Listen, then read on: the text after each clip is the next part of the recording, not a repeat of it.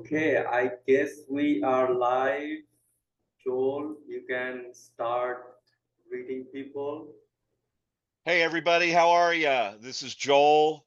Um, Welcome to iodnations.org and our live feed Substack. Um, IOD Nations stands for International Online Democratic Nations. If you haven't been here before, what makes our live stream different? Everything that we're doing is different in that um, first of all, we don't charge anybody to comment. We're not here to make money.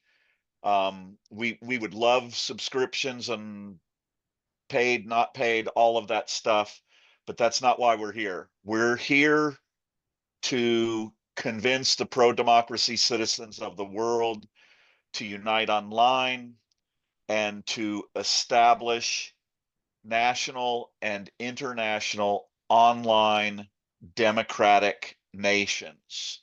So I'm going to ask, let me get one thing from Ashfaq. I think I Yeah, need, I actually already sent it to you in our Messenger group chat. yeah, I'm going there right now. So give me just a minute. My feed it's having a little, there we go.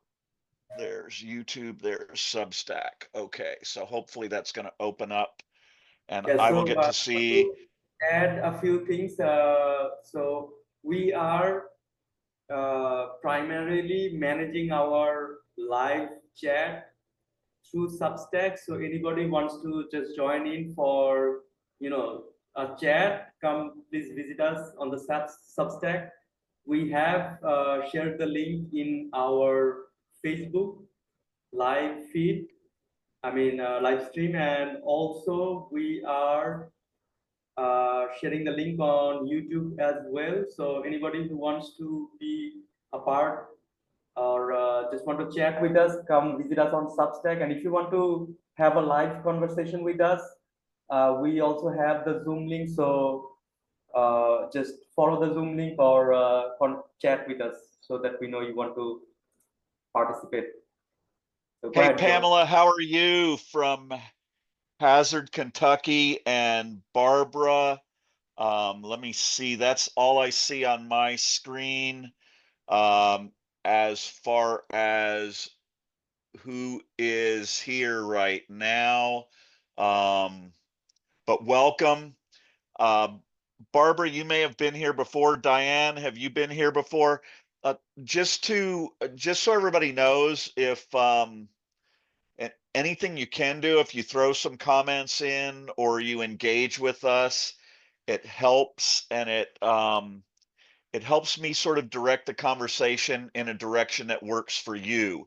So the voice you heard is Ashfaq. So part of my team. Hey, Diane, welcome back. Um, if you ever want to engage with us, Diane, we'd love to have you in here. And I know that a lot of this may get a bit repetitive, but I feel like we're getting new people all the time. We are definitely going to do something today with emails at the end of this chat. So please stick around for that if you can. Um, so what we're so I back to, we have Ashfaq, we have Rakesh, we have Draco, and um man, I'm forgetting how to pronounce that name, Ashfaq. We have Vidoy, we have Ontu, so we have actually quite a few people. Okay. These guys are helping out and they are here. We are all here to work with you. Okay. Our objective is to put together an email campaign to establish the International Online Democratic Women's Nation. And the point is that we believe with enough women united online, um, and with a mouse, with emails, we can put together a plan to make the women of the world the most powerful democracy in history. Um,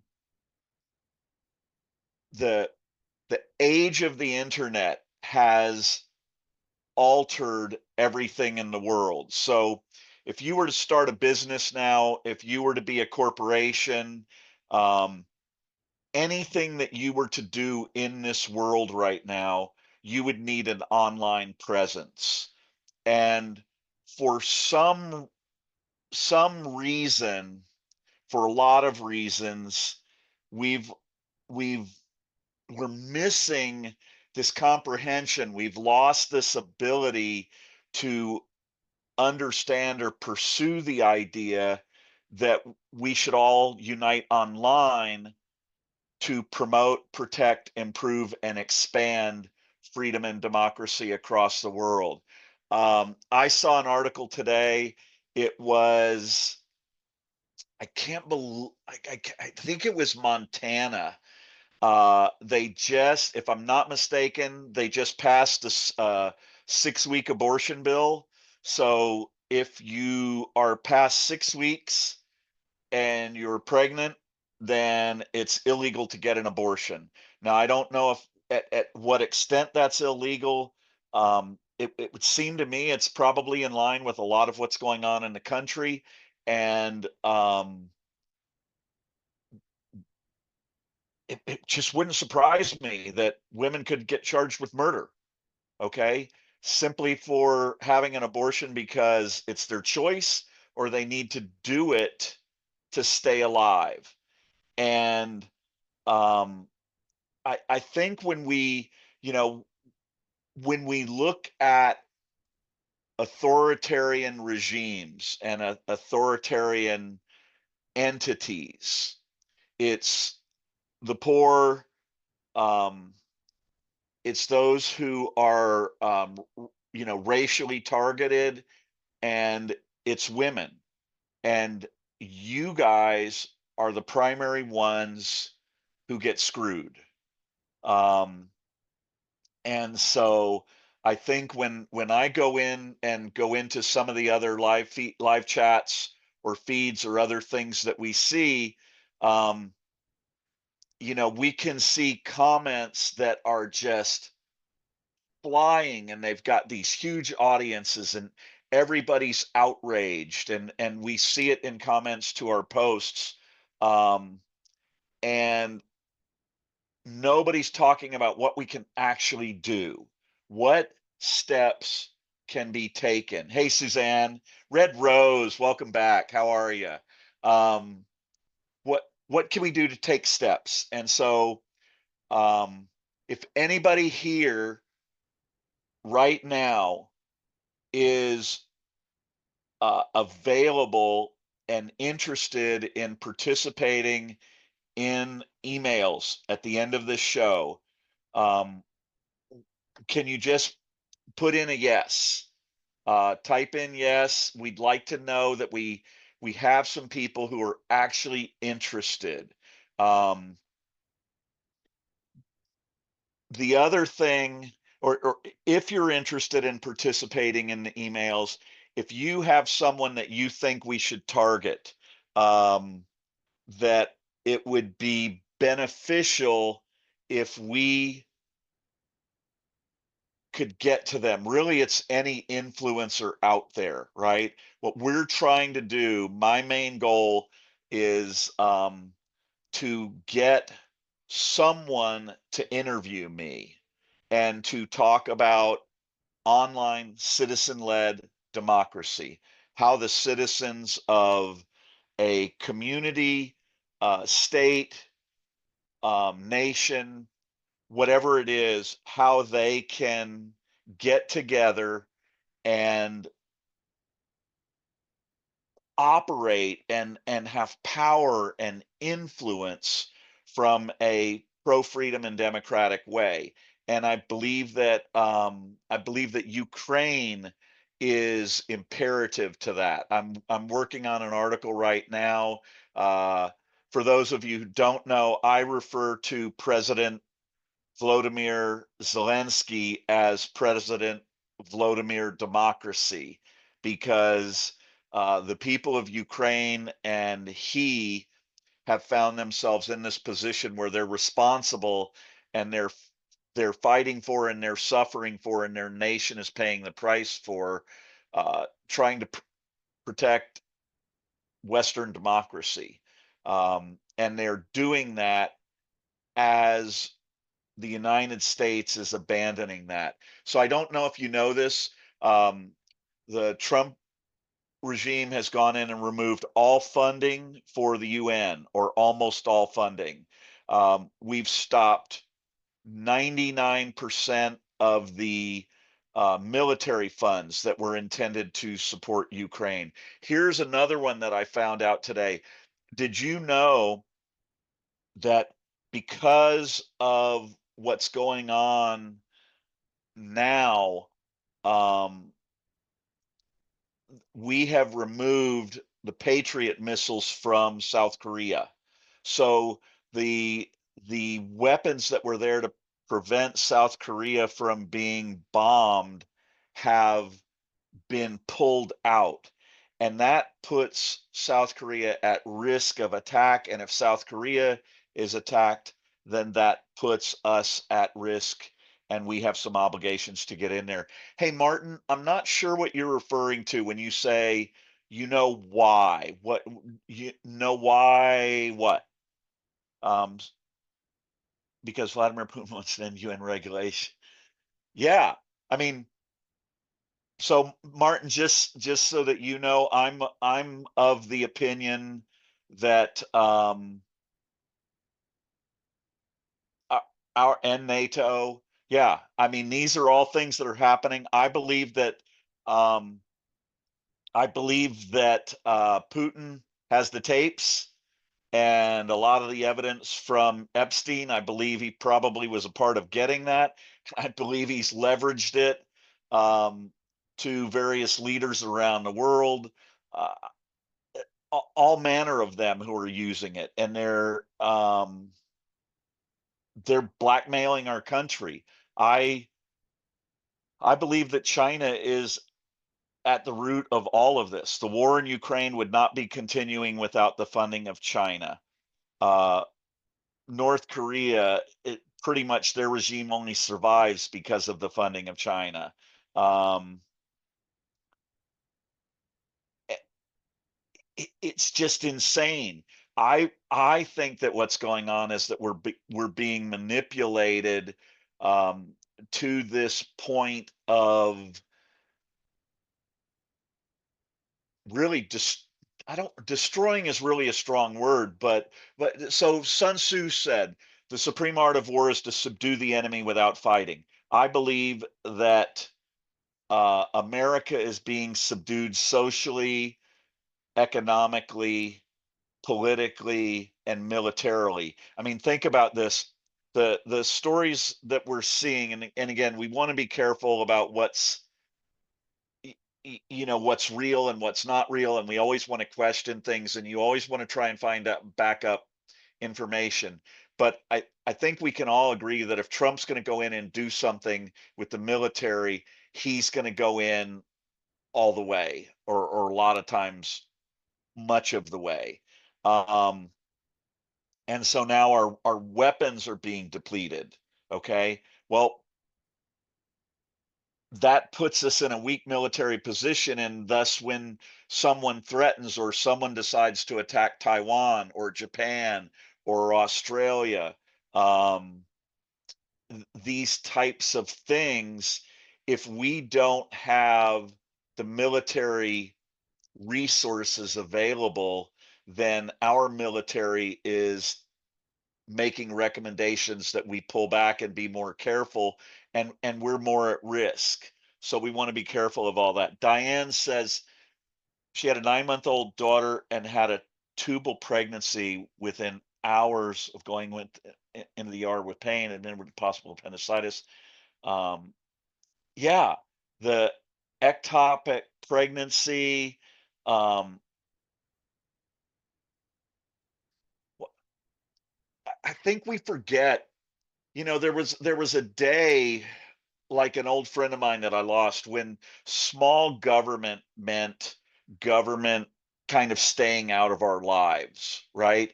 And so a perfect um, definition of small government as it relates to independents and libertarians and conservatives and even Democrats would have been government should not be involved in your personal health care decisions. And that should apply to women and that should apply to men. Um, and now we have government stepping in and saying that they are the all-knowing, all-deciding. If your 12-year-old daughter is raped, she needs to give birth to that baby, and that means that if you as a family, if your 12-year-old daughter who was raped decide that they want any kind of a relationship with that child, or even if later on that child finds out who their mother was and goes back, if that rapist wants, that rapist is now a part of that child's life for the remainder of their life. Can you imagine that? Not only does this child suffer from the rape, but they may now have to um, live with and have that rapist as a part of their life if they have any kind of a connection or relationship with that child. Who in hell dreams this stuff up? So we're going to have to move past that. And what we do that's different here is we're trying to get people to understand where you have power, influence, and agency. So,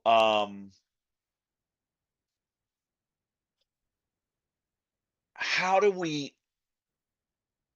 communicate that? How do we implement that? How can it happen? Um, Draco, I'm going to come to you in just a little bit for the spreadsheet that we had. So just be prepared for that one if you could. I'm not going to do it right now.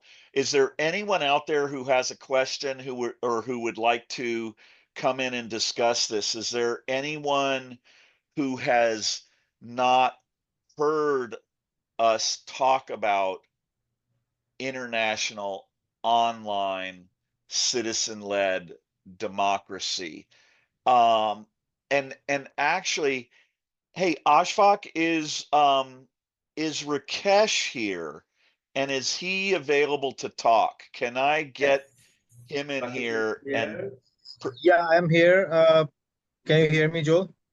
Yeah, we I can hear can, you. Rakesh. You know what I'd like to do? I'd like you to tell people just a little bit about that article that you wrote that had to do with the authoritarian governments that were overthrown, such as what's happened where you guys are in Bangladesh, and how all of those overthrows have failed. Can you just kind of give us a brief overview of what you learned when you researched that article, and why how you think online citizen-led democracy can relate to that? Do you have a few minutes for that? Yeah, I thank you so much. Thanks everyone who joined us today. So basically, the article was focused on uh, how it is important to unite online. You know, because throughout the world we can see these Gen Z movements in Bangladesh, in Nepal, in Thailand, in Indonesia, and Let everywhere. me ask you a question. You called it real quick, Rakesh. You called it a G and G movement. What did you mean? Gen Z means Gen Z, Generation Gen Z. Z. Gen generation. Z. Okay, Yeah. go ahead. Okay. So in Bangladesh, what happened in July 2024? We had a authoritarian government for the past 15 years. So these students, all under age of 24, they came out on the street, and uh, they make the government fall. Eventually, the government has to resign uh, from from its position. So what happened afterwards? Uh, it's the same thing is happening again, like loophole. There are already another authoritarian government already taken over. So the, you see, people are winning all over the world, but their win remain fragile. Because they are not united. They do not have any international support or any kind of backup to safeguard their win. And what can I say? Yep. To So get rid I'm of gonna, this kind of authoritarians. and how many different authoritarian overthrows were sort of in your article, where primarily, I mean, young people are always Yeah, yeah. involved, women are always involved. How many were overthrown, and how many of those overthrows failed?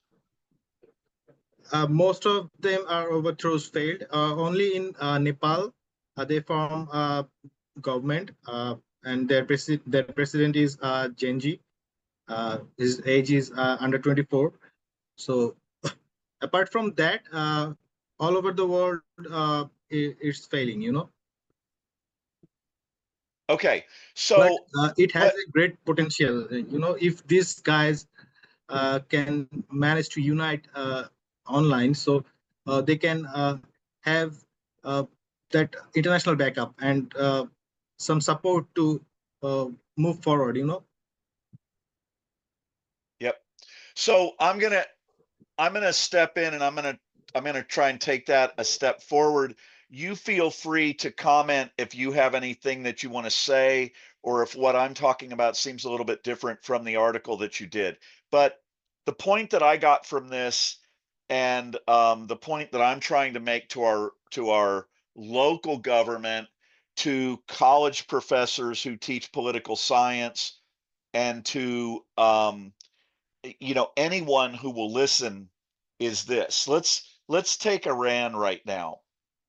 So we saw Trump and the GOP, and you're going to see me, I'll quite often refer to the GOP, because without them, Trump doesn't do what he's doing. Okay, they're responsible for this. The things that we are seeing happen are really a part of Project 2025. Okay, but this is how you know things are disingenuous, and this is how you know what the potential and the possibilities are. Trump and the GOP came out and said that they were concerned for the young people in Iran who were being murdered and weren't being allowed to protest. Okay, and we all know that there's a lot of lies involved in that, because at the same time they're attacking and arresting and shooting people in the United States who want to protest here. So it's not that they really want people to be able to protest, but they're using that as a way to target Iran. Now, imagine if Trump and the GOP had said, oh, well, we're a part of the International Online Democratic Nations movement, and we've created a whole template where all of these pro democracy citizens in Iran who would like to flip their government and have it become a more free and democratic government, they can all go online and register as free and democratic citizens of Iran. And not only can they register there, not only will either the UN or NATO or whatever accept that registration and identify them as a legitimate pro-democracy online citizen of the world, but let's take the situation of the International Online Democratic Women's Nation. This women's nation could work with the youth of the world who have their own online democratic nation or whatever. And what they could create is an actual template that models the online governance systems that they've created. So let me give you an example. I live in California.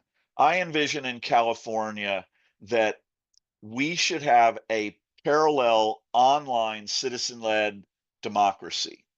I was I was gonna, say I'm running for governor of online democratic California, and I spelt it with a K. We actually created a logo for it and stuff like that. And it's not that I want to be governor, I don't, but I I don't think people understand these concepts without them actually being put in place. Most people just can't envision things. They actually have to be able to see it and touch it and feel it and experience it. And so imagine that we, the online pro-democracy citizens of California, have set up this model, this outline, this platform for online citizen-led democracy. It's much like Decidim. Can you share that link, Rakesh? And so these Yeah, I'm young sharing it people in a from moment. okay, these young people from Bangladesh or these citizens who are trying to overthrow their authoritarian regime in Iran can go online and they can immediately or very quickly have a template of positions that need to be filled.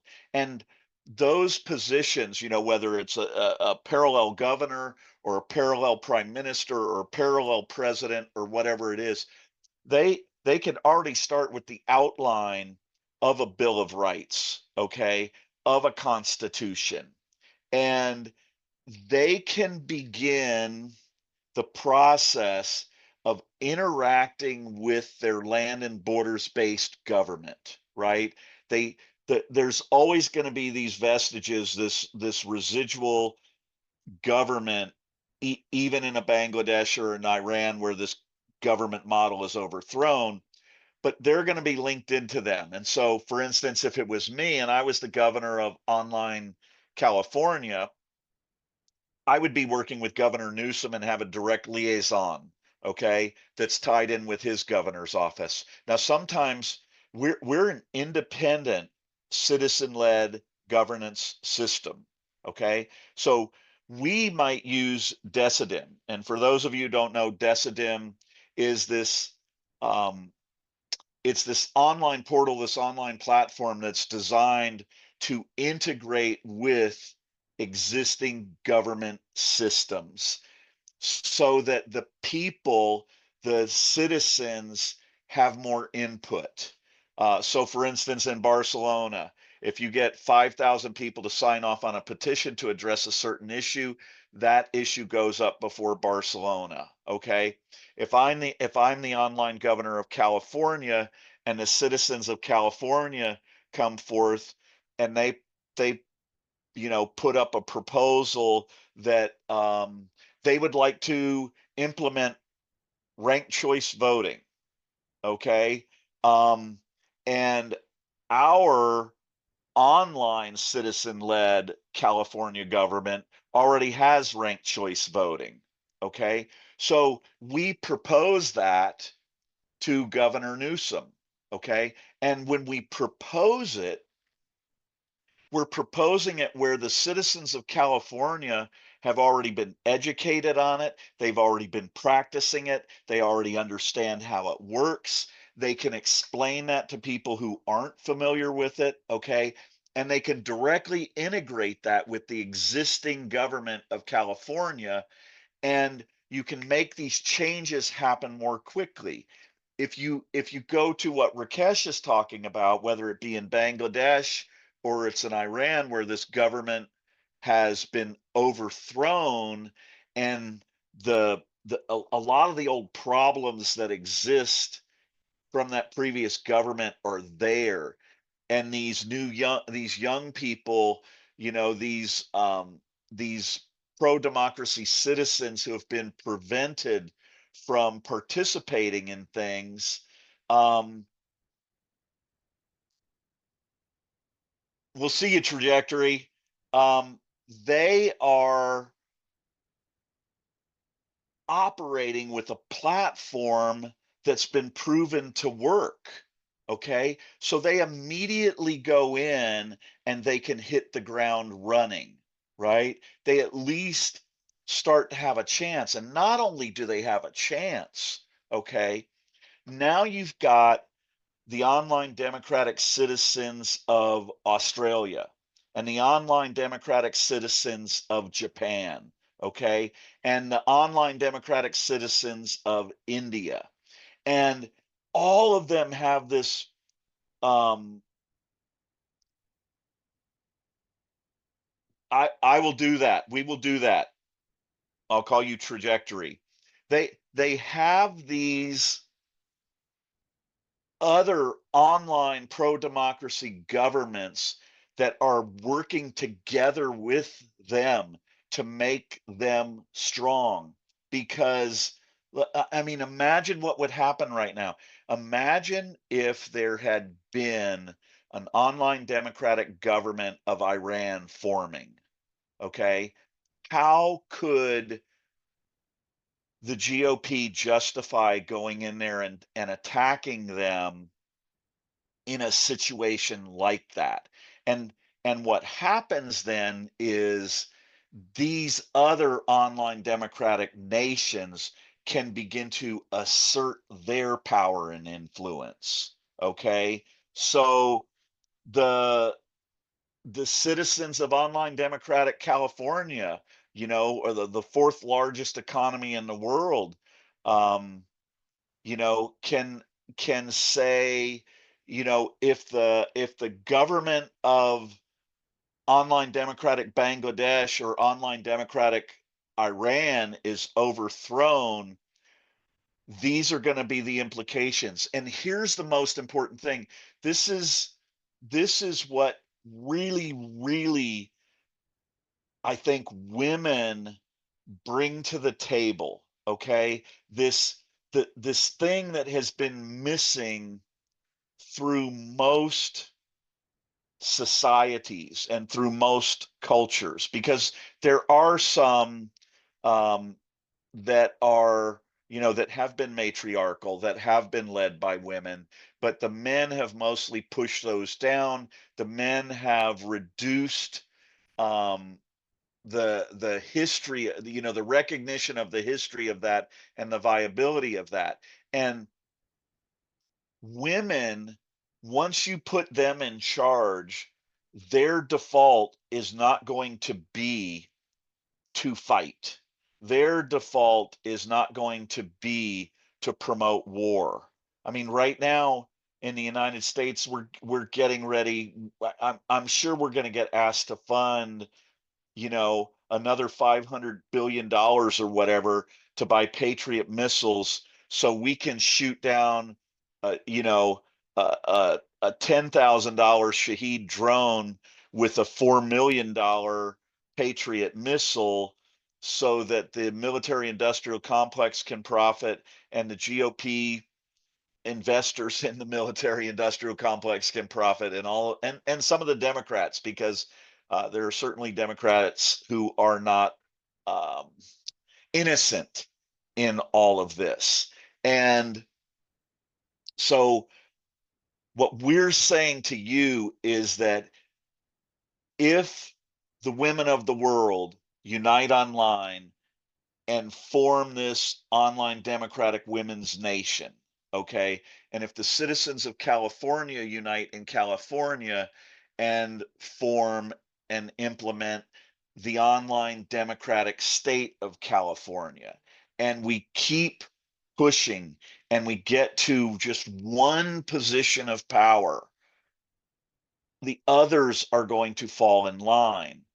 And so for those of you who are here, this comes back to the idea and the question of, do you access the internet?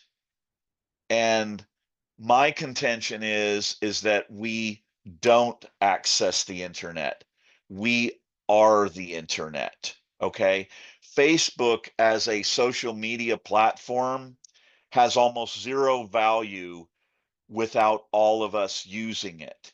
And in fact, even if 10% of us figure out a way that we can separate ourselves from some of the other people we are in contact with, or trying to use Facebook um, to share our messaging and our missions and our plans and all the things that we want to do. Even if 10% of us leave Facebook, Facebook is still 90% of what it was, and it's a monster. It's a big economic, social, political, religious, and really military monster that we have to deal with. Whereas if you get the women of the world, or the youth of the world, or the LGBTQ plus of the world, or the BIPOC of the world, or the climate activists of the world, or the people of Denmark or Greenland or Canada or Australia or Japan, these democracies that are under threat or at risk, in Taiwan, if you get them to unite online, they now have the power and influence to control Facebook. Okay.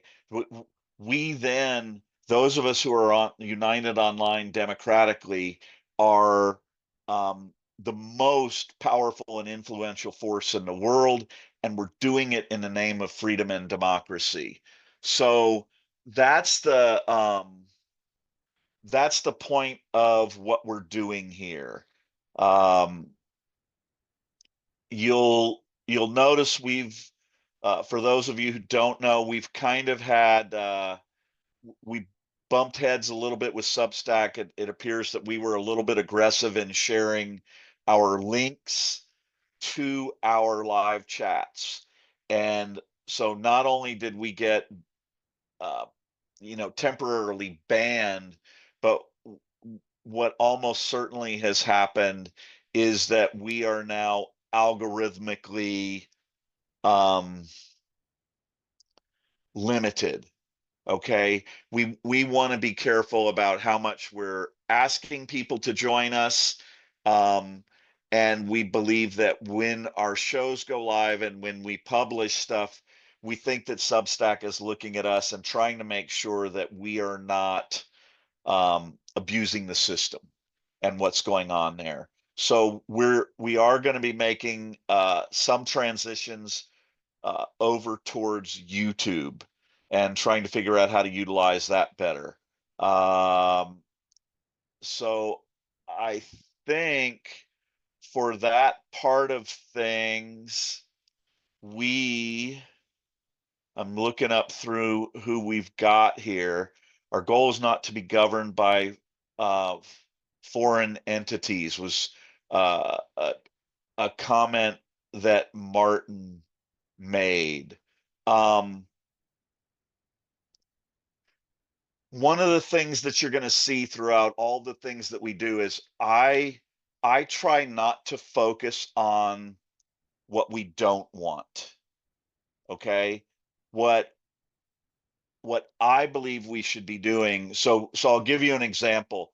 On March the 28th, you're going to see the No Kings March.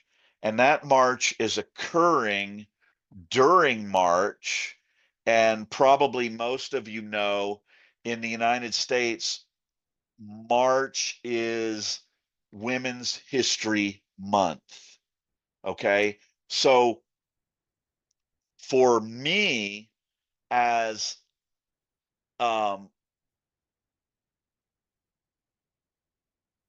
international online pro-democracy citizens, okay, I think that when Women's History Month comes around, the name should be changed. And I believe it should be Make Women's History Month, right? The purpose of the month should not be to look back in history and simply admire or reflect on or talk about these brave, bold women from the past and what they accomplished. Because I can guarantee you that if they were here today and they were talking to any of the women in this group, what they would be saying to you is, please use this month to make history, right? Use, instead of doing a no kings march, right? Where the minute you say the no kings march, what you're doing is you're allocating power and influence to the people who are behaving as kings, right? Because what you're trying to do is defend against what they're doing. And my premise is it should be the pro democracy Queen's March, right? The purpose of this march is not to give them more power and influence and just wave signs and give cheers and chants and all of that stuff to them and to try and stop them from what they're doing. This march should be there for the purposes of women or others making history, right? The idea is to use this situation, to use this moment, this historical coming together of all of these people in a way that's strategic and tactical and in a way that could make a difference in the world. So that's our objective. Whenever you see something from us that has a QR code or a link to an email to NATO or something like that, the the purpose, what we're trying to do is we're trying to get, at this point, we're trying to get 10 people um, who want to send an email to NATO saying that you would like to become officially recognized as an online pro-democracy world citizen. Okay. And that if we can get 10 people to do that, and then we also do an email campaign where we email, is it Heather Cox Richardson? I'm hoping I've got her name right, or Midas, or Crooked Media and Pod Save America. Okay. Our objective is to get some person of influence to actually participate in this discussion and talk about what could happen. And then the next email that goes to NATO or the UN is 1,000 people. Or after that, we get a bunch more people in here, and the next email that goes in is for 10,000 people or 100,000 people. And to build this thing to the point where um, all of a sudden they're getting enough emails that they feel they need to respond to them. Hey, Deborah, how are you? Thanks for being here today. I think I saw a question about whether you were going to make it or not. Um, did we're we're trying to put together some people who can send some emails at the end of this. Um, so hopefully we will, I don't know how long you're available, but hopefully we will recruit you for that. I want to Couldn't add get in the something. meeting. Yeah, go Uh, ahead. I sent you the Zoom link in our DM. So if you go Yep. to your Substack inbox, you can find it. And anybody else wants to join in with us, just let us know, and we will share the invitation link or send it to you in your email. So go ahead, Joe. Okay. Were you saying that to Deborah? Were you letting her know that you sent her that link in Yes, Substack? yep. Okay. Okay. So just to take a break from me being my long-winded self here, is there anyone else who will join Deborah in sending some emails with us today? So Ashfaq, Rakesh, Draco, and I are going to send emails today along with Deborah. One of them is going to go to a YouTuber. Hey, Ashfaq, can you get that guy's name? Which one? I sent you guys a message earlier where I was asking if you could come up with his email. He's this English guy. He's done a lot of famous interviews. Um, I'm trying to figure out how I can get him to interview me. Okay. So I'm sorry, I didn't get the time to look at it, but I'm not. So I can see an email address that says alex@alexcornsilver.co.uk. So that's probably the one Alex you're looking for. O'Connor. Say that again, Rakesh. Alex O'Connor. Alex Ivanov. Yes. Yeah. He's a man. That guy he is so damn smart. Um, he is just amazing. Um, so yeah, it would uh, honestly at this point, I think we're at a point where we got to figure out a way to get some more people here who are actually interested in participating in some way, because that's the objective. We have a goal. We are going to inspire, compel, force people across the world to discuss the possibilities and power and influence of citizen-led online democracy. And that is where we stand. Hey, um, Deborah, are you trying to get the link so that you can get into this Substack? Um, I'd love to get I you shared it in. with her. Deborah, please check your Substack inbox. I have Yes, sent you a message. Debra, I also sent it in your email as well. So whichever feels easy to you, feel free, or just drop a comment so that we know you're having trouble or something that we can help you out with. Okay. Hey, so I'm just going to look back up here. I'm going to look at a couple names. Uh, I've got Milrit, Karen, Mary, and Cindy. Okay. If I scroll up, I see the four of you.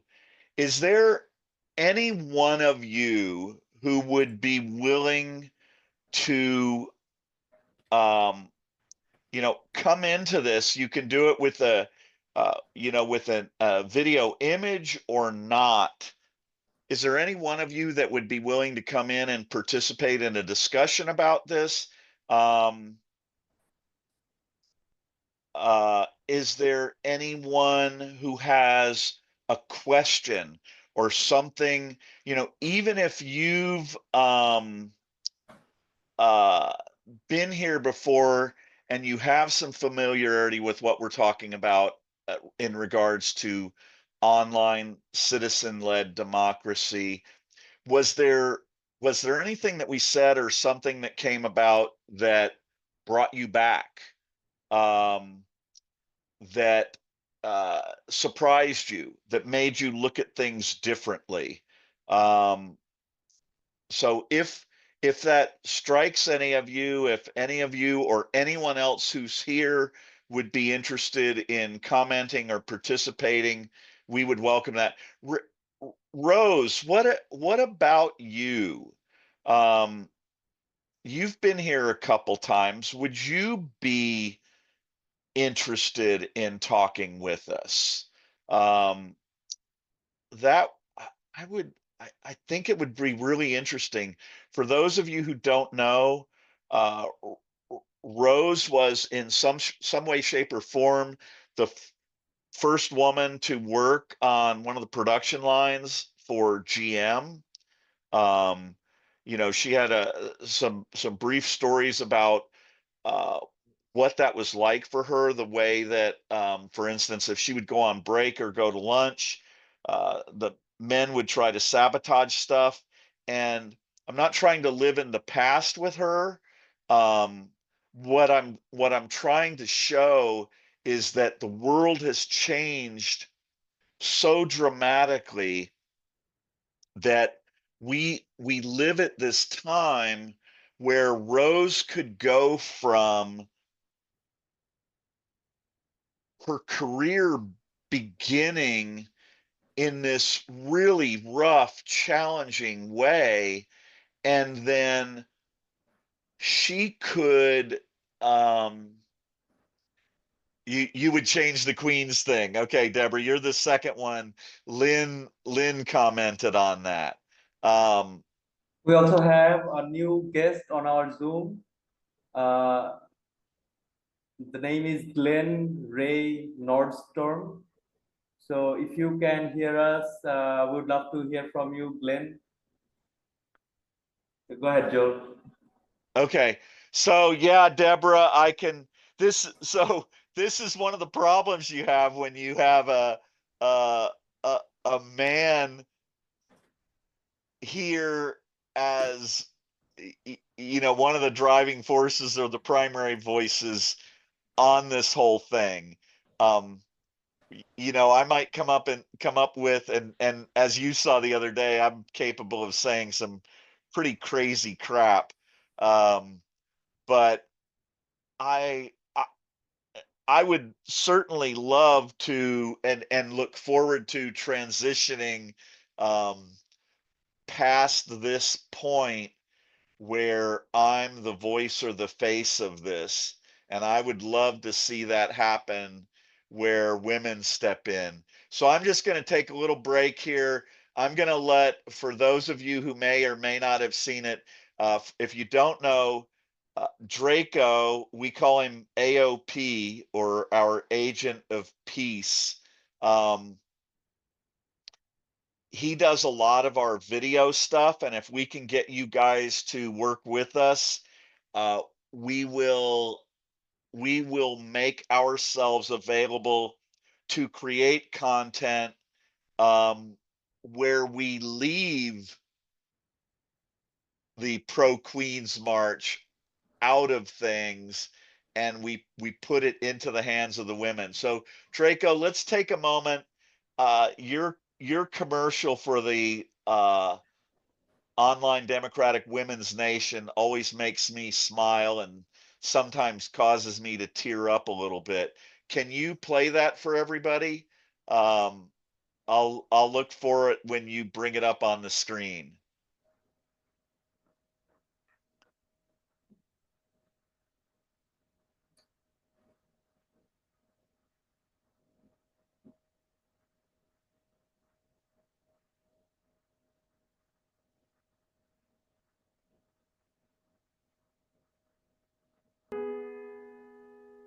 Hello, good people. Myself Draco, your agent of peace. I have been working with IOD Nations from the very beginning, and we are designing a system where war is never an option. We believe women hold a unique power, the power to stop wars and break the cycle of violence, and we are taking a powerful step forward. By uniting online, women from all over the world are officially forming the International Online Democratic Women's Nation, IOD Women's Nation.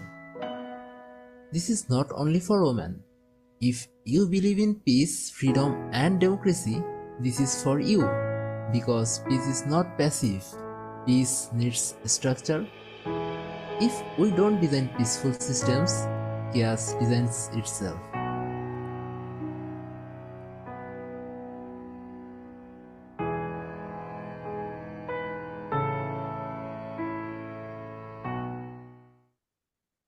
Thanks, Draco.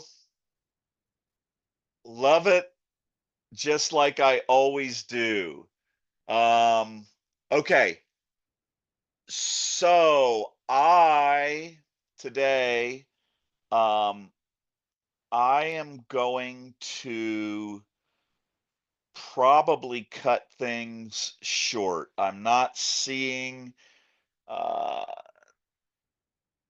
we'll take a minute. Fat News Daily.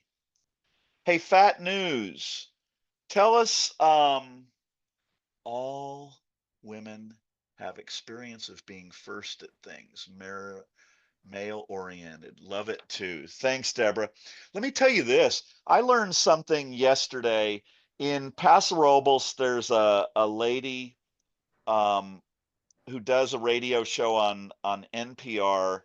Um, oh, I'm gonna blow the name of it. It's the un something therapist. It's not the uncomfortable therapist. Uh, anyway, she talks. She's a comes from a background of psychology and therapy. She also teaches at Cal Poly San Luis Obispo, and she told me about something. So when the United States of America was founded, we had all of these Indian nations. I grew up on the East Coast in Yorktown, Virginia, and one of the biggest nations and one of the most powerful nations was the Iroquois nation. And the Iroquois nation had, I forget the exact name of it, she referred to it. It was called, in essence, the Council of Grandmothers. Okay. And so the Iroquois nation had if I understand correctly, had a bunch of different tribes.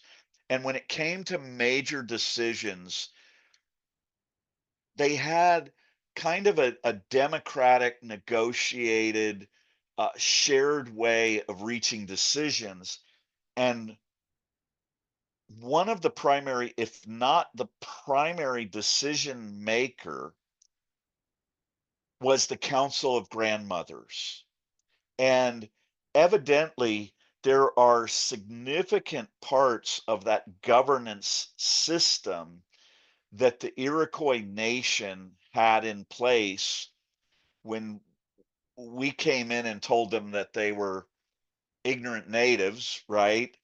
And those that parts of that governance system were specifically chosen and integrated into America's system of government. And this was a show that she was doing about women in history and this kind of thing. And that became a part of this history that was being discussed. And I just thought that was so cool. And it made me think of this, here we are. So we've had about 38 people come in here today. Most of our crowd is older women, although we have been getting more men here recently.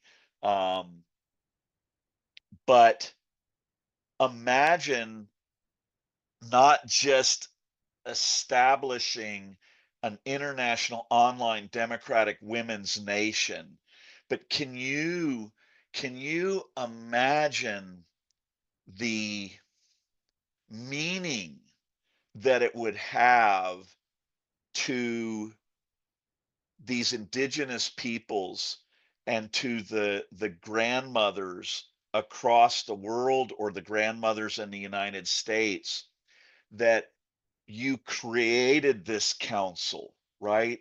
Where they had a position of power and influence and respect within this governance system, and that things ran through them and they were a part of that.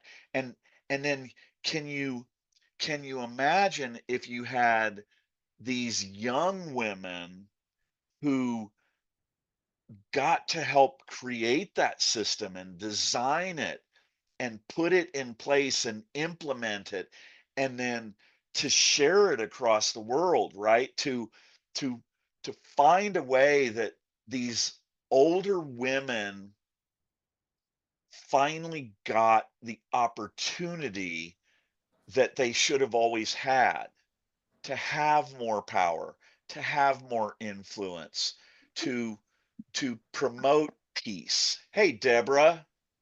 Hey, Deborah, welcome back. Hello, thank you. Hey, had you ever heard of the Iroquois Council of Grandmothers? Did you ever hear about that? I think I did. I think my mother told me about it. She used to collect plates and things done by some famous artist on the Iroquois Nations. I don't remember his name, but yeah, I did hear of it. So Okay. I think it's a great idea. Yeah, I mean, I just think it's so cool, right? Yeah, I yeah. mean, I mean, just imagine, I think about this whole online education system that could be put in place. I'm gonna run another thing by you. Um, you heard us, we talked the other day about Socrates and how you were a part of that discussion, weren't you? No, I remember you making, maybe you said a quote by Socrates, but I don't remember that much about So so discussion. so here's here's one of these interesting ideas. So basically, Socrates ended up drinking poison and killing himself as a punishment for speaking out against democracy. So Socrates was a philosopher and a teacher during the great ancient Greek democracy. And as this, which was at that point, it was kind of the US democracy of its time, right? It was the and I could be misspeaking a little bit. I think, in Persia, and there's some other stuff I'm not really familiar with. I'm not a great historian, but there they had this great democracy, and Socrates kept on teaching and speaking out that democracy was doomed to fail because most of the citizens of ancient Greece were peasants. They weren't informed, they weren't educated. And if you gave them the same voting power that educated and informed people had, they weren't capable of making informed decisions. And so all that would have to happen was for people of power and influence to create messaging and propaganda and manipulate, and that these people who just didn't know could be, in essence, tricked into voting against their own self-interests, right? And so Socrates was teaching democracy is doomed to fail because of this. And the the wealthy and powerful and pro-democracy Greeks who were leading this bold new democracy, they're like, dude, you may be right, but you got to stop saying this stuff because it's the best system we've got, right? Right. Um, and ultimately they came to him and they said, you're undermining our democracy and we're going to have to arrest you and prosecute you. How about just going on exile? And he says, well, I can't go on exile because what I'm saying is true. And so they arrested him and then they said, well, let's just escape from prison and go on exile. And he says, I won't escape. And they said, we're going to have to kill you. And he goes, we're going to have to try you. So ultimately they put him on trial. Right. The jury was 100 Greek citizens and they voted 52 to 48. They convicted him. They gave him one last chance to escape and he said no, and he drank the poison. And he drank this poison because he felt that this lesson about what would doom democracy was so important that he had to die for it, Right. right? And so if you think that the greatest Western philosopher was right, and if you look at where we are right now, I think we're witnessing this, right? We have these people who won't discuss climate change, right? They're not interested in engaging about the discussion of our economy and the military industrial complex and how much money it's taking from us and how it's affecting our economy, right? We just can't, or religion, right? We can't go back in right now and have real honest discussions about how religion has to be separated from the government system. But here's the kicker. So not only do I see this online democracy where let's say you're the one who's designing it, right? And you create this whole online educational system that can educate about matriarchal systems and educate about when democracies failed in the past and what caused that. But you have this international or national online women's nation, okay? And you put in place weighted voting, okay? So if you were to go in and say, well, we're only going to give our voting power to people who are educated and informed, nobody's going to buy that system, right? Right. That's just not going to fly. No. But but what if you go in and you say everybody gets a vote, okay? But we've put in place this educational informative structure where you can keep up with current events and the history of democracy, or maybe if you're voting on a climate bill, right, you can go in and learn about climate and you can test out. And now when you vote, well, your vote has a 1.2 weighting because you took the time to inform yourself. You took the time to educate yourself. This women's nation wants to have a more informed and educated society. And they've put in place a structure that rewards people for investing that time. And now maybe you've got someone who's kind of underprivileged, right? Or maybe they didn't have quite the access to that. And Right. they're like, oh my God, I can go in and learn and I can test out. I can I can ultimately reach the point where my vote counts for two votes. How freaking cool would that be? I don't know. I'm not Neither do sure, though. I. I'm really I'm not not sure sure. about it either.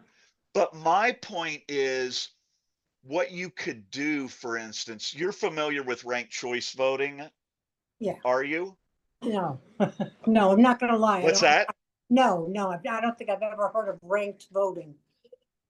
Is that what Okay, you so said? let me give you an example of ranked choice voting, and it'll be a really I don't I don't I may not fully explain it properly, but what ranked choice voting does is it eliminates the majority of the forced votes and ties you into a two-party system. So let's take, for instance,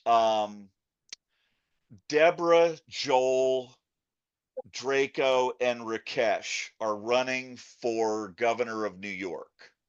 Okay. Okay. And Ashfaq is voting, and Ashfaq really wants to vote for Deborah. Okay. But Deborah's not really that popular because she's kind of grumpy and mean. Okay. Um, and so there's really a question about if Ashfaq votes for Deborah, is he throwing his vote away? Right? Right. Because if he votes for Deborah, this other person that would be his next choice, who's running against Rakesh, and Rakesh is an asshole. All right. Rakesh is an authoritarian. He believes the whole world revolves around him, but a lot of people like him because he's a handsome devil. Okay.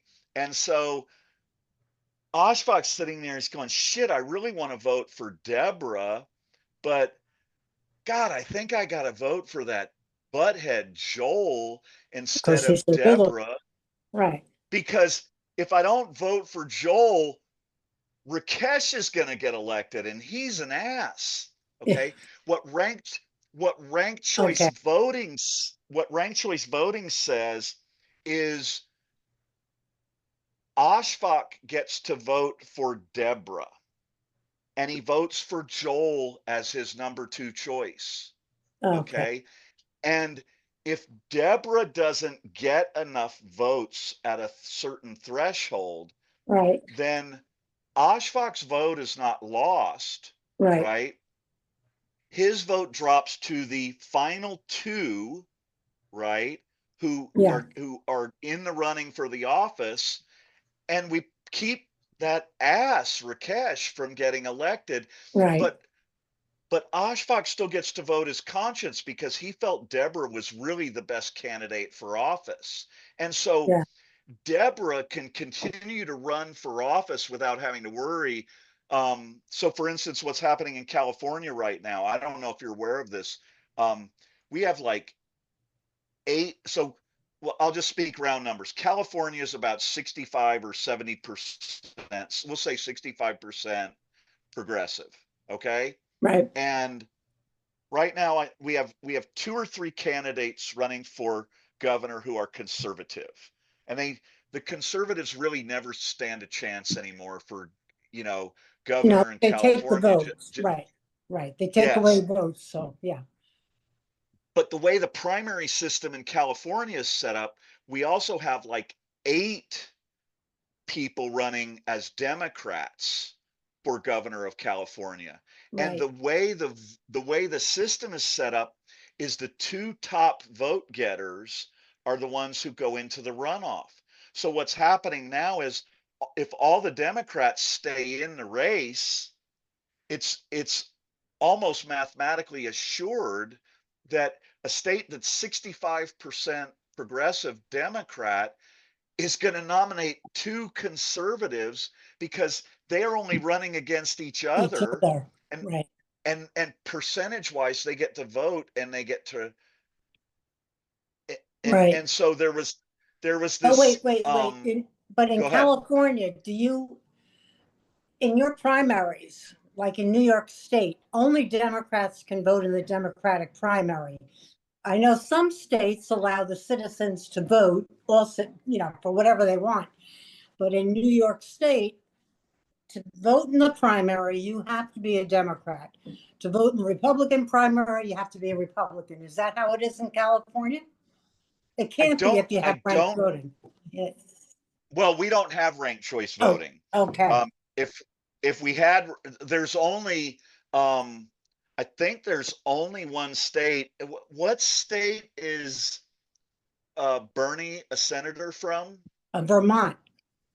Vermont. Vermont. I think that Vermont is the only state in the country that has ranked choice voting. It's one of the northeastern states. Okay. And so that is, and so I'm not sure in California, but I think either way, it's the compilation of the overall vote. So I think it might not be I think that it might be nonpartisan in the primaries, that Okay. anybody can vote for any, if I'm not Wow. misunderstood. Wow. But here's what happened. I saw this this he was a black guy. He's running as a Democrat. Okay. He's I think last Friday was when his official entry into the election was going to take place, right?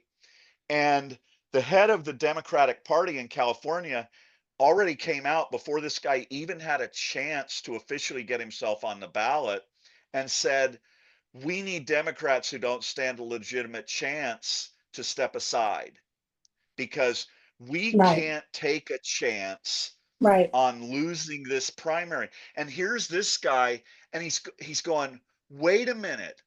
Yeah. I haven't even gotten a chance to get out and really run as a Right. viable candidate and share my message and my platform and become a viable candidate. And Right. you're already kicking me out. This is bullshit. Yeah. And he's right. And ranked choice voting eliminates that issue, right? It Right. gives those people this opportunity to really vote for who they think is the best candidate. And it gives, all of a sudden, maybe you have this Green Party candidate. Now, on the one hand, they could end up being a populist who has a really shitty agenda who Right. could win, right? But on the other hand, the reality is most likely to happen is if this person can get all the way up to election day and convince enough people that they're a great viable candidate, like Joel instead of Rakesh, or like Deborah instead of Rakesh, right? Then they actually stand a chance of getting elected. And isn't that one of our biggest problems? You Mm. know, we're not electing the best people to office. Right. And I know when I'm talking to you, I'm preaching to the choir.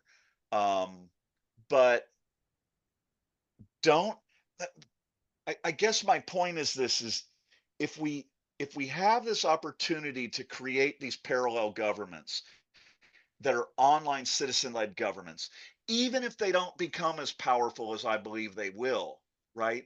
What we Right. get to do is we get to execute these models. We get to actually show people how it works, right? We Right. get to, Right. we get we get people to participate in it, and they may say, I believe what'll end up happening is they'll go, hey, wait a minute. The pro-democracy citizens of the online state of New York who just elected Deborah as the governor of online democratic New York, right? Right. We want a system like that. And now Deborah is this online citizen-led governor, right? And she's directly working with the governor of New York and saying, hey, you know, in our online democratic New York, we've got, I don't know what the number is, 500,000 or a million citizens. They want this type of election to be possible. And you can start making these things happen, and you can start when it comes back to what we talked about earlier about the weighted voting. Right. A lot of people are unsure about it. Everybody should be unsure about it. But what you could do is you could get I don't know how you guys are broken up. We're broken up into counties and districts, right? Right. Right. You could run one as an experiment. You could run the online version as an Mm-hmm. experiment. and you could test it and people could see it. And the Right. people who take those tests, you could live and breathe a working, growing, viable democracy that has the ability to adapt and move and change and have people believe that their votes actually make a Yeah. difference. and and Deborah actually gets a chance to win an election that she Mm. wouldn't have had before. Doesn't that make sense? Right. Yeah, So it Joel, does. I think we should also discuss about the weighted voting system where like people's votes get certain amount of points. For example, Well, there. that's kind of Yeah. that's really what I was alluding to, Ashfaq, is that, you know, Ashfaq Ashfaq wants Deborah to get elected. He thinks that she is by far the best candidate for office. And Ashfaq is sitting there and he's going, shit, how can I help Deborah get elected? Right. And he goes online and he looks up and he goes, da da da da da. I've been participating in these tests and I've reached the point where I've got a 1.22 voted weighting average, right? That's what my vote counts for in the system. However, the system is set up. If I study and take these 4 tests, I go from a 1.22 to a 1.78. Okay. And so what Ashfaq does is he goes out to all the people and Deborah goes out to them. And Deborah says, hey guys, if you want to get me elected, go in and study. Go in and learn more about democracy. Go in and learn more about these issues that I'm going to champion. And all of a sudden, Deborah may have 2% less voters who vote for her, but because they all put the time and the effort in to become educated and informed and to be better citizens of New York, right? They could win that vote. And then Actually, what does that right. do, right? Then what happens is all of the citizens who are voting are going, holy shit, we got to become more informed and educated if we want to have a chance of winning elections. And then what you've done is you've taken the one complaint that the greatest Western philosopher in history had, the one thing that he said was the biggest weakness in democracy, and now to a significant standpoint, you've dealt with that. You're really addressing it and you're using the internet to do it. When Socrates was doing it, the only way these peasants had to learn was to come into town and go listen to him speak in the street. Now, because we have online education and Right. information and voting and all this, it's there for them. And it makes so much sense that we want educated and informed citizens, and we should be putting things in place that help make that happen. All right. Now, I want to add something to that, Joel. So, Deborah, imagine like we already have established the online democratic system where we vote from our phones and we vote quite often on national or international issues. So Right. right now, government is taking our uh, decisions. I mean, they are taking decisions for us, but we should be actually the ones who should, cast our vote, and it should go through statistics and some analysis. So I actually wanted to point out a great thing that Joel and I discussed. So, for example, imagine there's a healthcare crisis and we need people's opinion, right?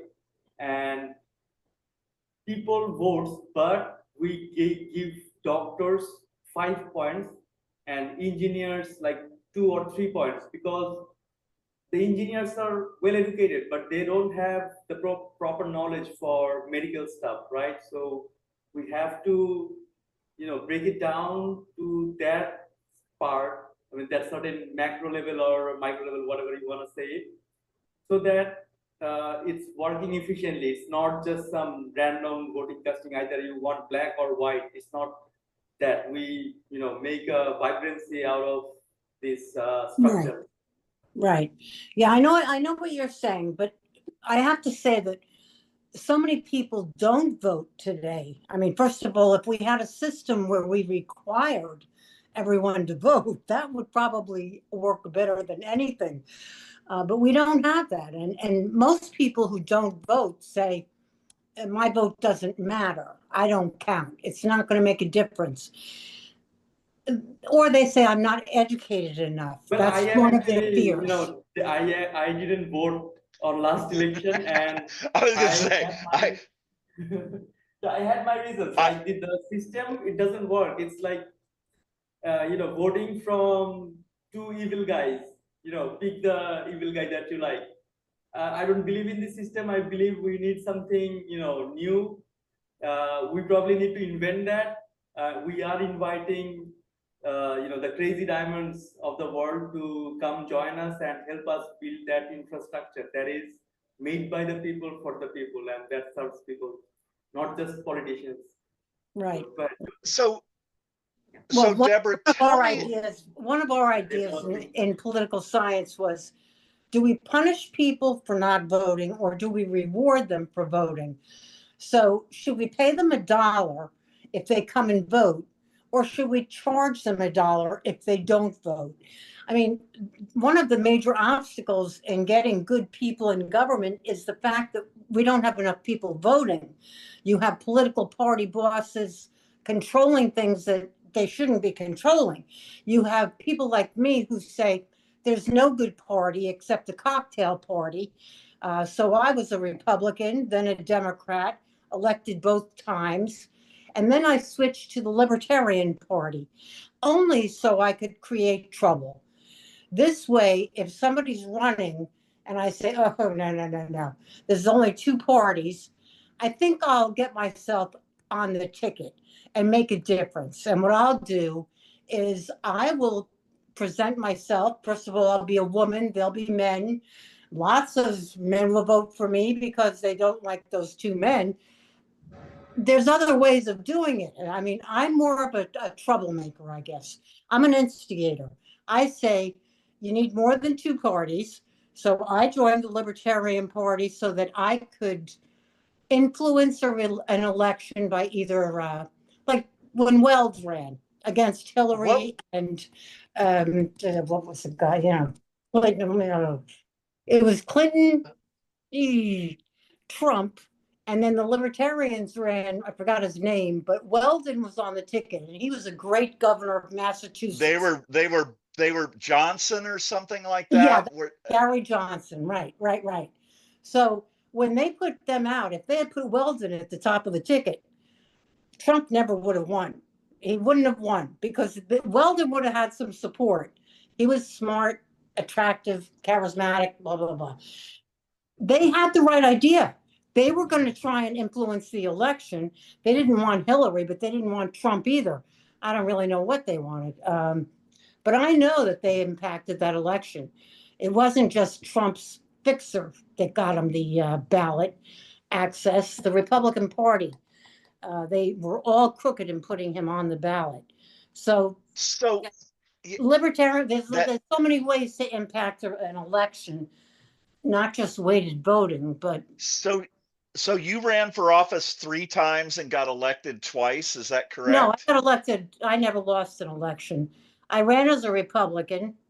Midstream, I voted to the Democratic Party because I was pro-choice, pro-gay rights, pro-civil rights. I had 100% rating with the ACLU. The Republicans wouldn't let me advertise that. The Republicans changed their platform to only right-to-life people could run. I said, well, I'm already in office. They're not going to kick me out, but I don't want to be, that's not my platform. So I switched to the Democratic Party midstream, 1997. I ran as a Democrat and won. I won the primary. I got primaried. And then I won the general election. But I ran 3 times, Republican, Republican, Democrat. Then they asked me to run for Congress. I didn't run for Congress because the congressman decided he switched to the Democratic Party because I had switched and he knew I was going to run for Congress. So he became a Democrat. And I said, I'm not doing this again. No more. I'm not doing another primary. I can't. It's too much. And I just left the game. I just walked away and said, I'm going to take care of my family. Enough of this. How long ago was that? 2000.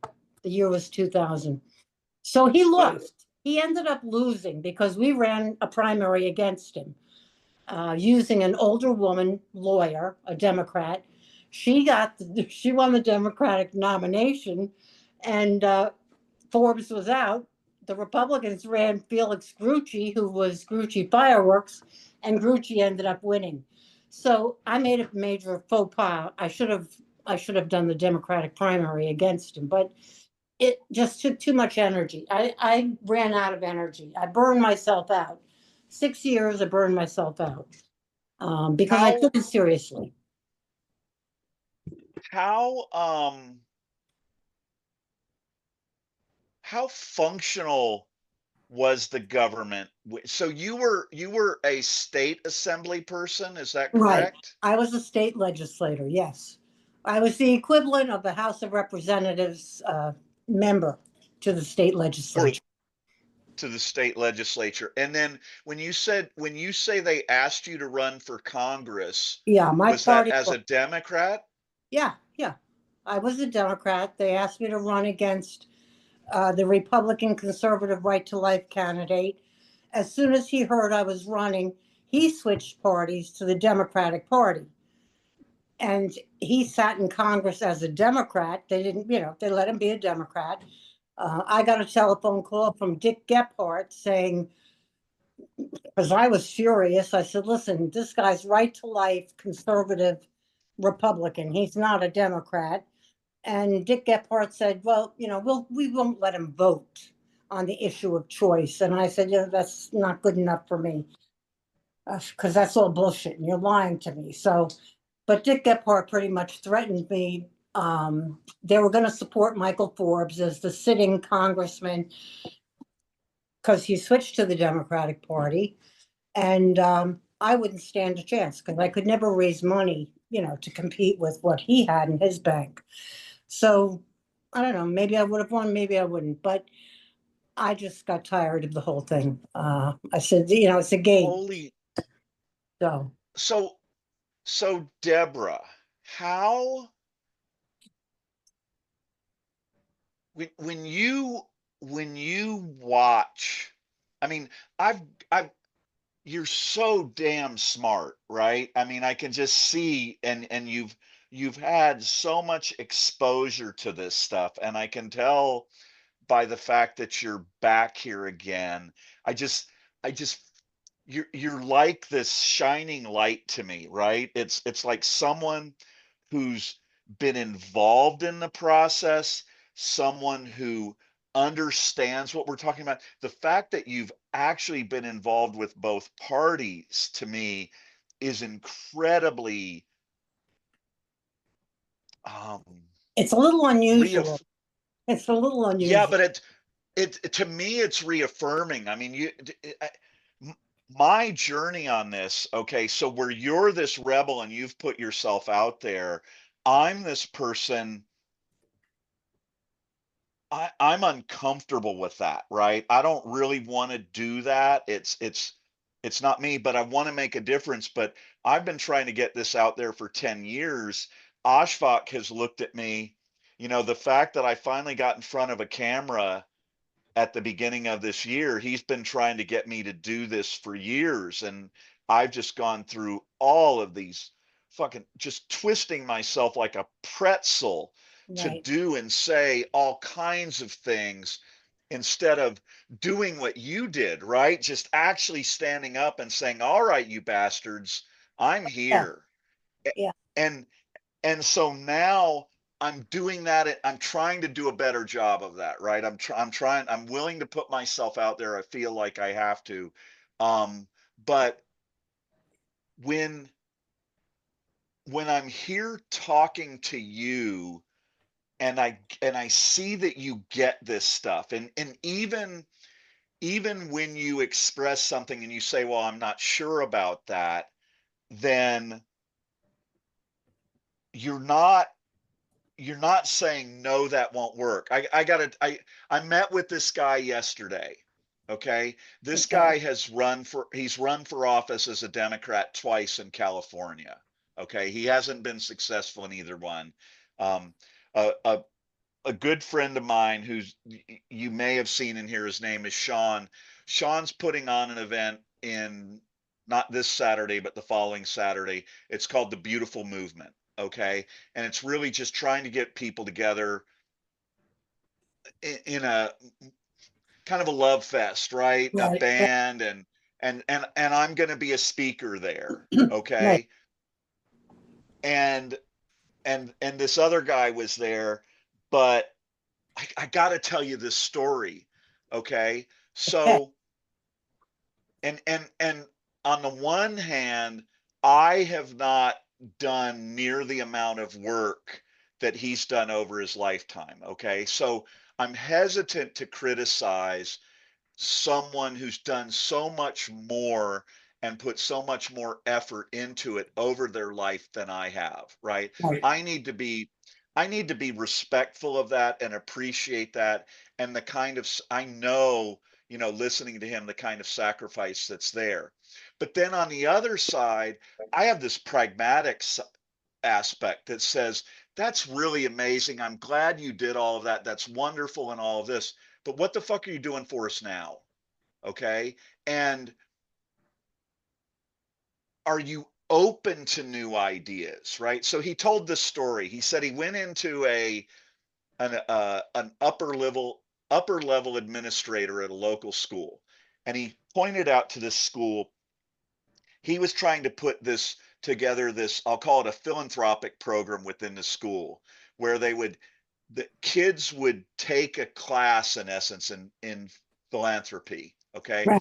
And he was talking about, helping the elderly and fixing up homes and, Right. um, ripping out invasive weeds and planting over here and, whatever it was, trash pickup or whatever it was. Right. And, Right. and his point was, he went to the school administrator and he said, look at these results. Here's 25 kids who have participated in these programs. Look at their GPA. Look at the colleges they get into. Look at how they're testing out. They're all examples of better students. And I believe it directly correlates to this. And I believe that if you put this in place and you promoted these philanthropic activities and you had them take courses in them, it would enhance their scores and both their civic and their educational scores. And the guy looked at him and said, I don't believe in mandatory philanthropy. Right. Right. And here was this guy I'm sitting next to, and that's what he's saying. And then he wasn't receptive to my ideas. Now, granted, he came there really to support Sean and that process. He's really busy. He didn't know me, Right. but he really didn't want to engage with me, right? Right. And so we danced back and forth, and we had a couple things, and then we were talking about the student protests, and I was trying to get him to focus on this difference that we live in this internet age, right? And I said, can you imagine if the students who were doing these marches had all been united online, and if they had coordinated those marches? I said, do you realize that those students could get the Epstein files released? Right? Right. All they have to do is make a coordinated, unified school walkout with one or two specific objectives that they want to accomplish. Okay.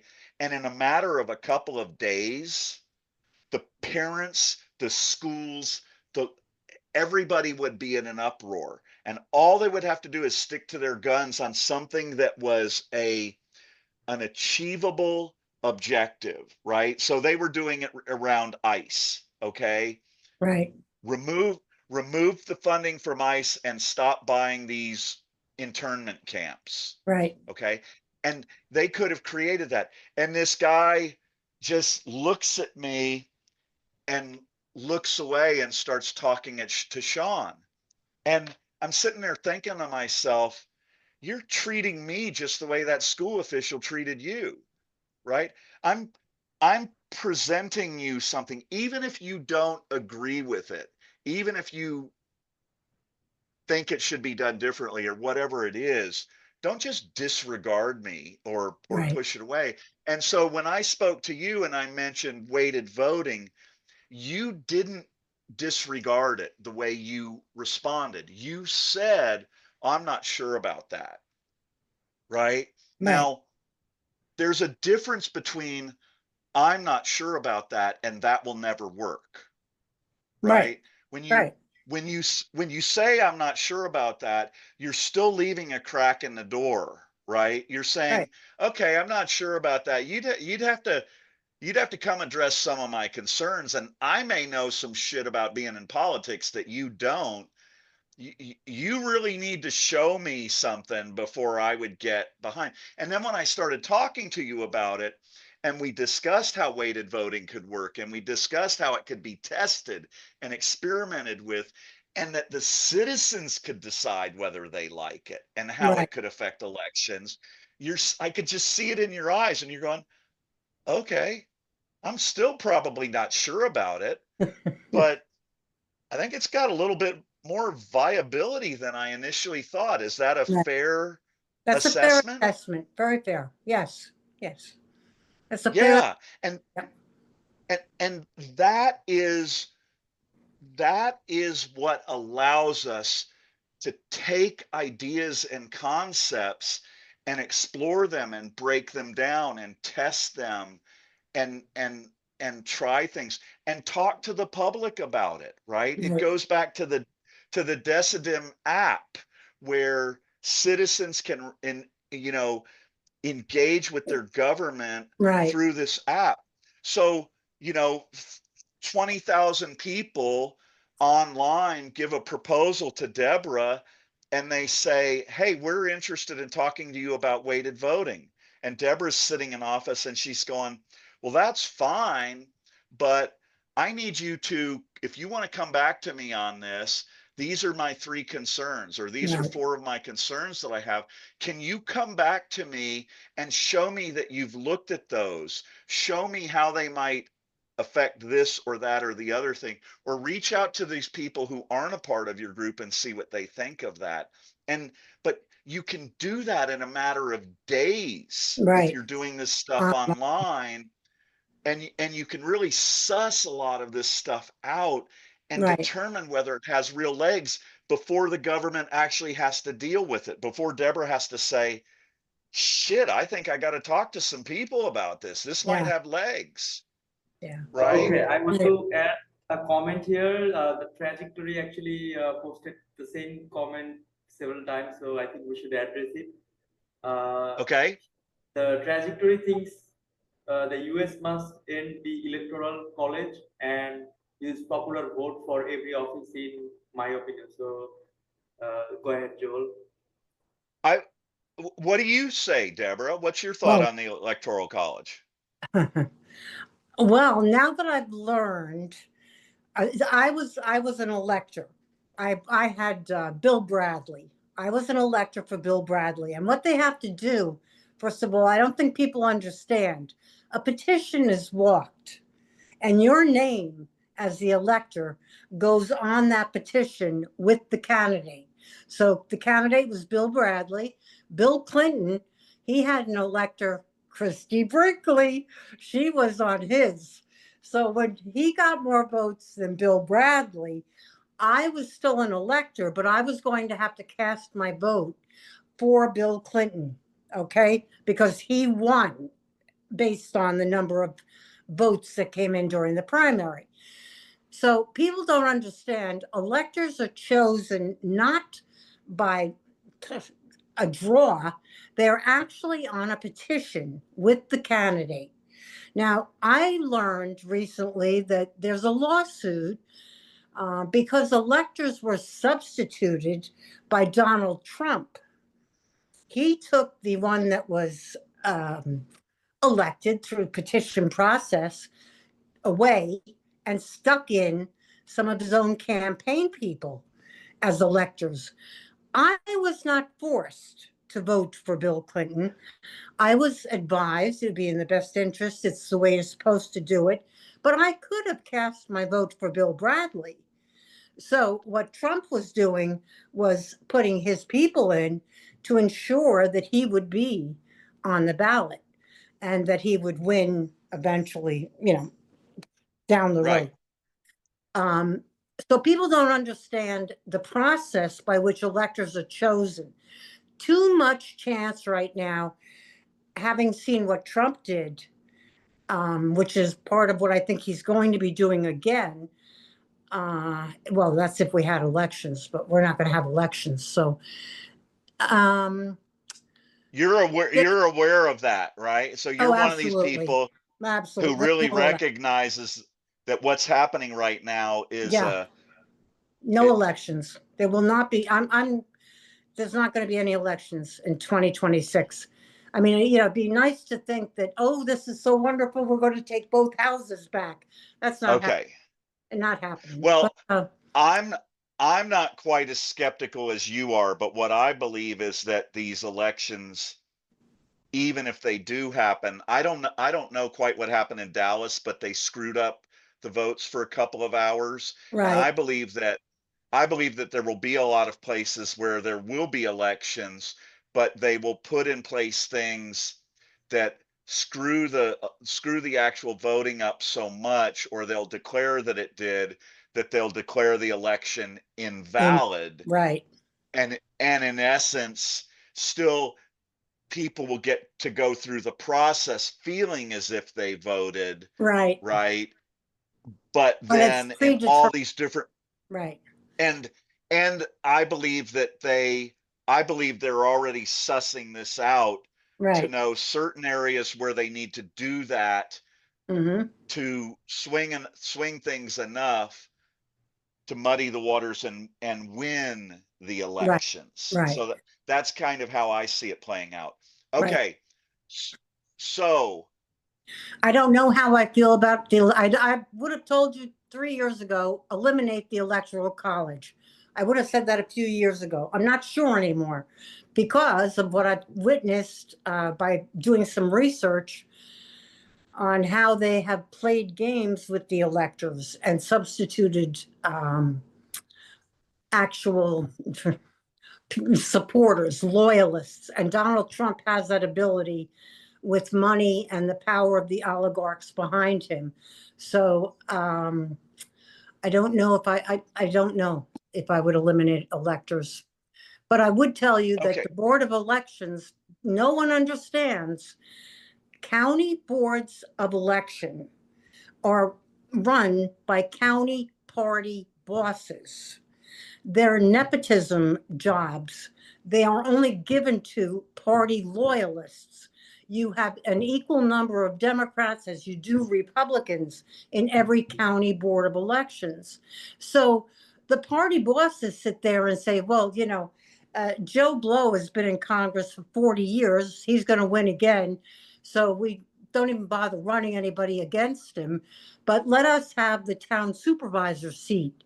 So they're cutting deals behind everybody's back that nobody knows about. All Trump has to do is, and that's what he did do, influence some of the Republican Party bosses at the county level. And he can have petitions thrown in a closet for 10 years that never get discovered. There's so much corruption that takes place at the local county board of elections that I don't know why he's not just meeting with all of the county leaders and paying them off, because that's all he has to do. Probably is. It is. It's all he has to do is give the Republican Party bosses money, and he'll get their, he'll get his votes. Okay. So I have learned so much about you, so much more about you. Okay.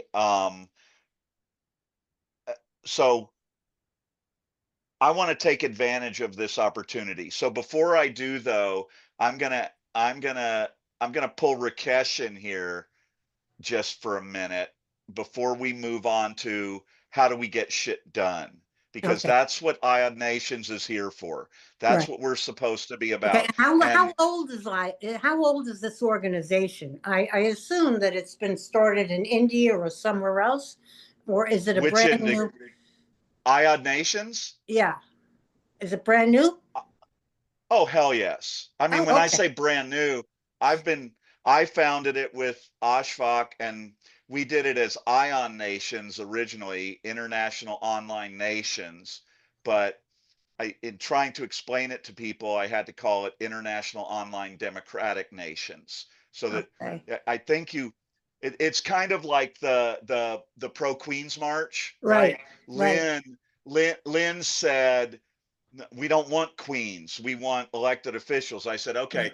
I was going to call it the pro Queens Democratic March, but I was trying Right. to match, pro Queens versus no kings. Right. But Right. just to relate to what you were just talking about, the corruption, the local politics, and all this stuff. Hey, Rakesh, what was the primary reason why the youth of Bangladesh revolted against the authoritarian government? Can you tell Deborah that? Yeah, basically it started with a protest against a quota system, on government job. So they're going to offer this job. Actually, they're saying they're going to offer it uh, uh, mm, to the relatives of the freedom fighters and Birangonas. But in reality, it was actually helping uh, the Awami League political party, So they were recruiting their people uh, by the name of freedom fighters quota, So Right. that was the point, starting point of the protest. Then it led up to the remove the government kind of thing. So here's what I came to understand, Deborah. So the history of Bangladesh goes back to this point in time where they had this generation of freedom fighters who got Bangladesh their freedom. Ashfaq, where did Bangladesh win their freedom from initially with the freedom So fighters? Just briefly. yeah, so it was in 1971. So actually, we were part of this whole big continent called India, I guess, at that Great time. India. The Great India, yeah. So then, after British left, they split it out into separate countries like Bangladesh. I mean, there's sorry, Pakistan, Nepal, Bhutan, East Pakistan, West Myanmar. Pakistan. Yeah, so we were called the East Pakistan, or yeah, East Pakistan. At that time, like it's probably from 1948 to 1971, and then there was big operation, suppression of language, and so many stuff that led to the war. That's where we got our independence from. So in 2024, it's like our second Second independence. independence. Lots of politicians, advisors to the government have picked up this narrative. So Deborah, what was happening, and you probably already recognize this, but I'm going to say it for some other people who may not be as familiar.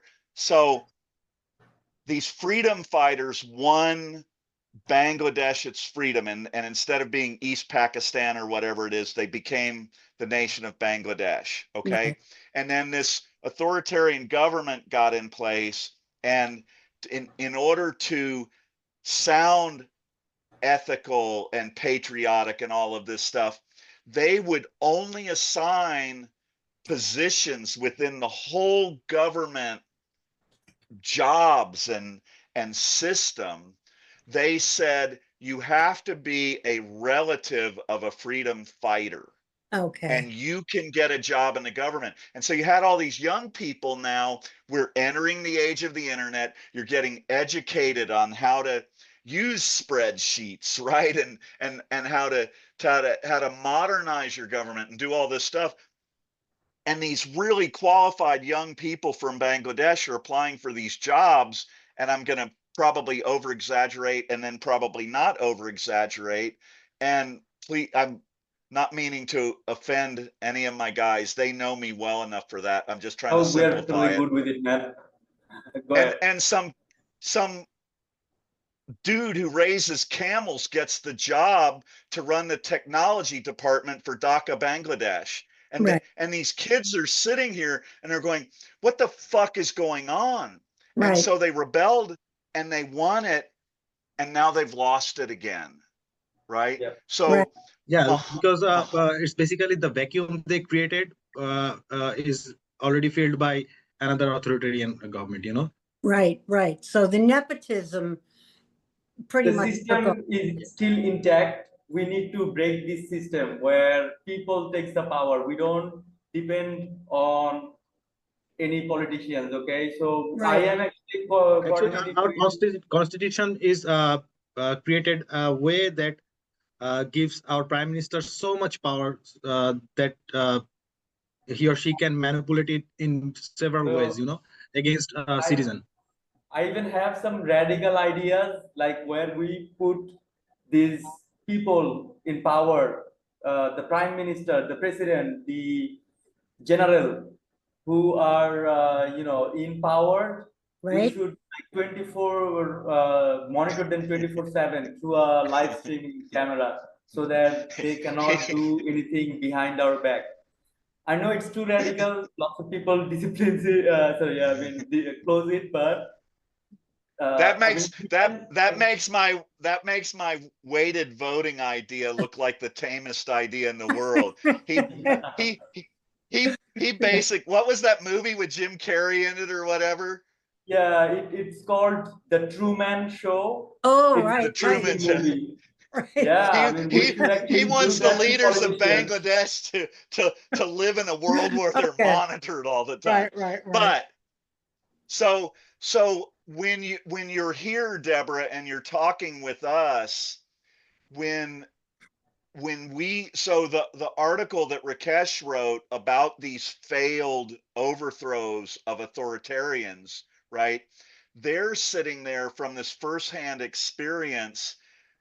They recognize that Bangladesh would have at least had a significantly higher chance of surviving as a democracy Right. if we had all these strong online democracies, and if there was this parallel template Mm-hmm. where these young people could have gone in and had the support, right, where they Yeah. can immediately show that they can be effective and they have some, some of the basic things of running a power structure, like a electric Right. power Right. and managing natural resources and these things. If that had been available and had support from, let's say that the there was a group from, Denmark, Greenland, and Canada,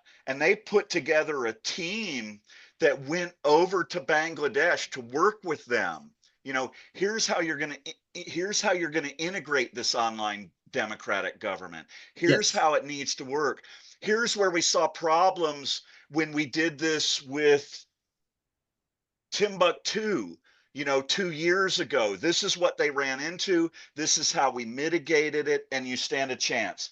And so that's now I'm going to set all of that aside. Okay.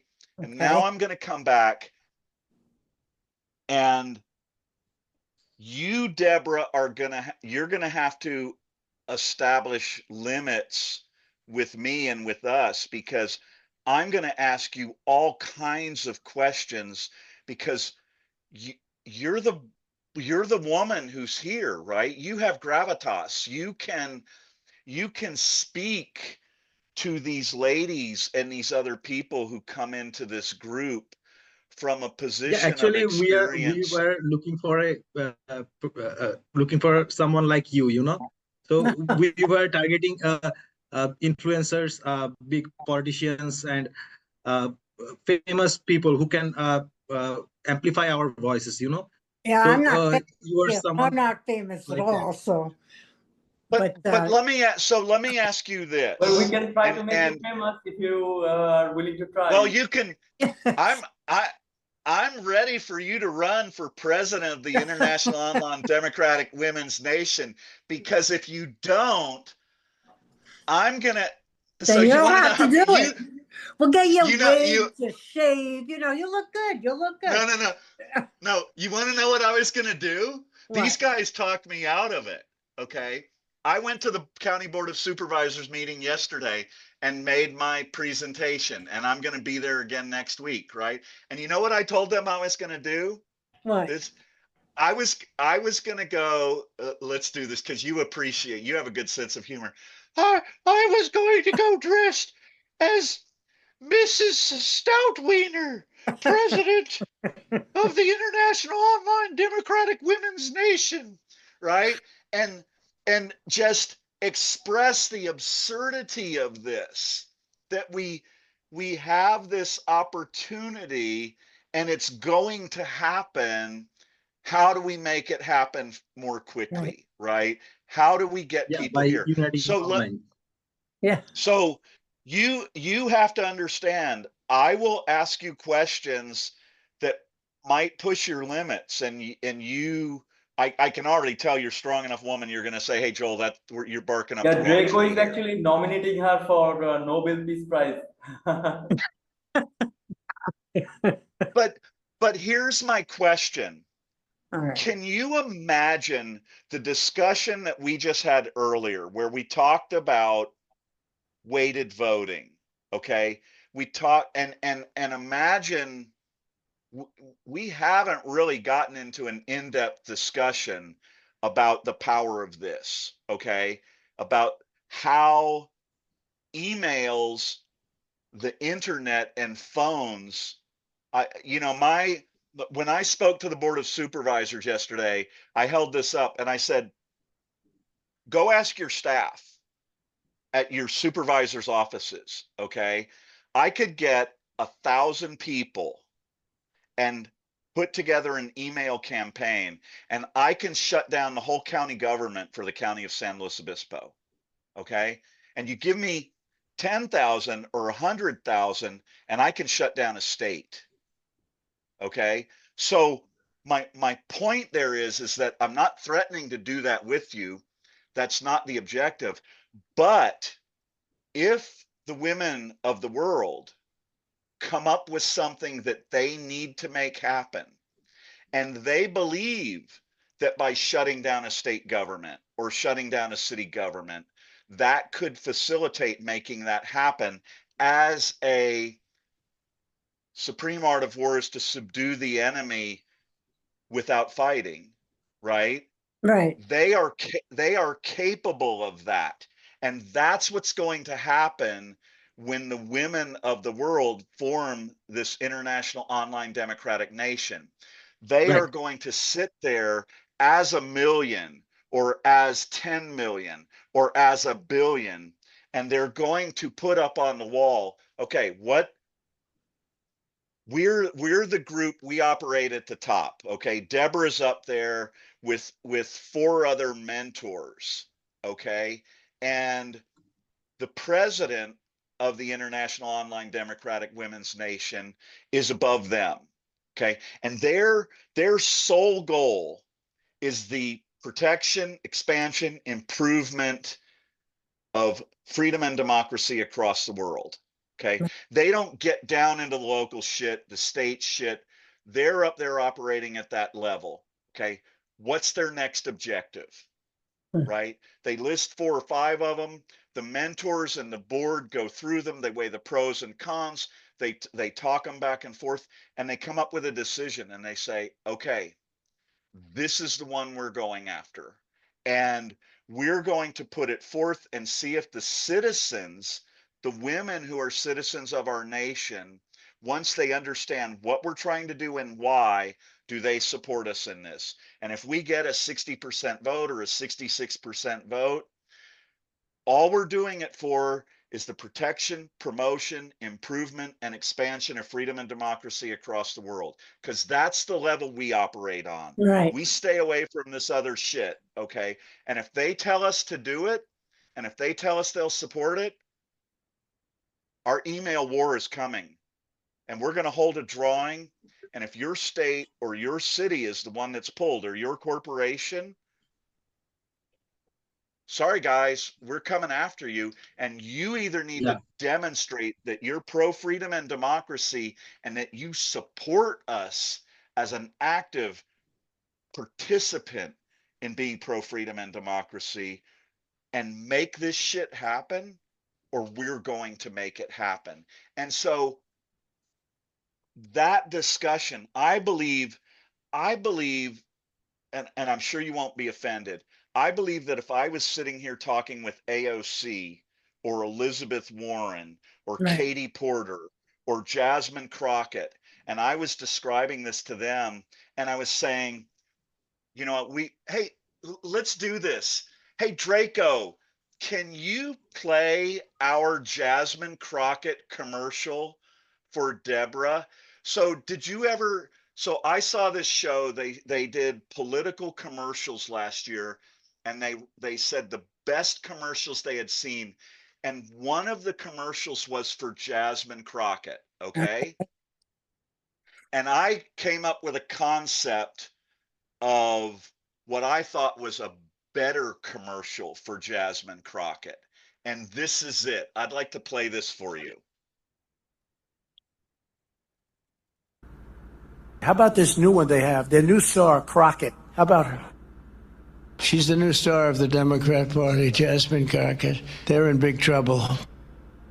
But you have this woman, Crockett. She's a very low IQ person. I watched her speak the other day. She's definitely a low IQ person. Crockett. Oh, man. Oh, man. She's a very low IQ person. Somebody said the other day she's one of the leaders of the party. I said, you got to be kidding. Now they're going to rely on Crockett. Crockett's going to bring them back. People have been telling us what we can't do our whole lives. They say we can't turn out the vote. In Texas, we refer to those types as all hat and no cojones.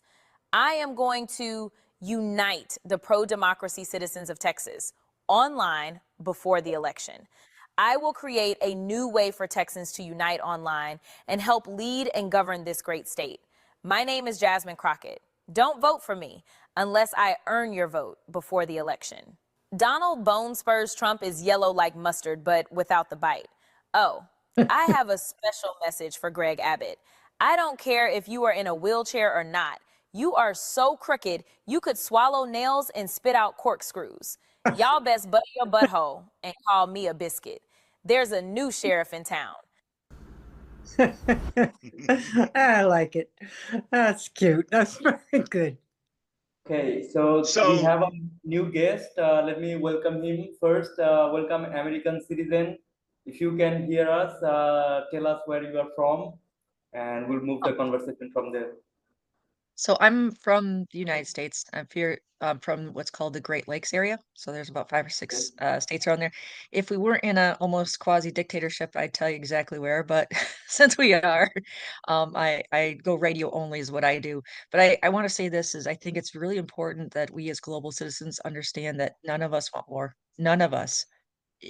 Even the stupid maggots don't want war. I call them maggots, the Make America Great Again. That's right.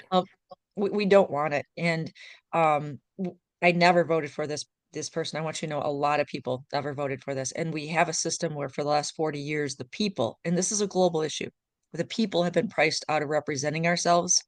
I think I read somewhere where like maybe 5 or 6 years ago it was $175,000 for a general person to try to run for a state senate. That's not federal Congress, Right. that's state Congress. And we've been priced out of doing that for 40 years. And as Talarico says, if you're not at the table, you're on the menu. We've been on the menu for 40 years. Right. And so we don't want this. I just want you, people of the world, we as global citizens need to understand that it's not America, it's not India, it's not Canada, it's the evil 1% moving the That's right. chess pieces that That own the is right. system. Yep. So And can so, I call you AC? yeah, call me AC. And are you cool if I pull you in with Deborah and we run some things by you? Sure, Okay. sure. So how much do you know about us? Like what you've walked into?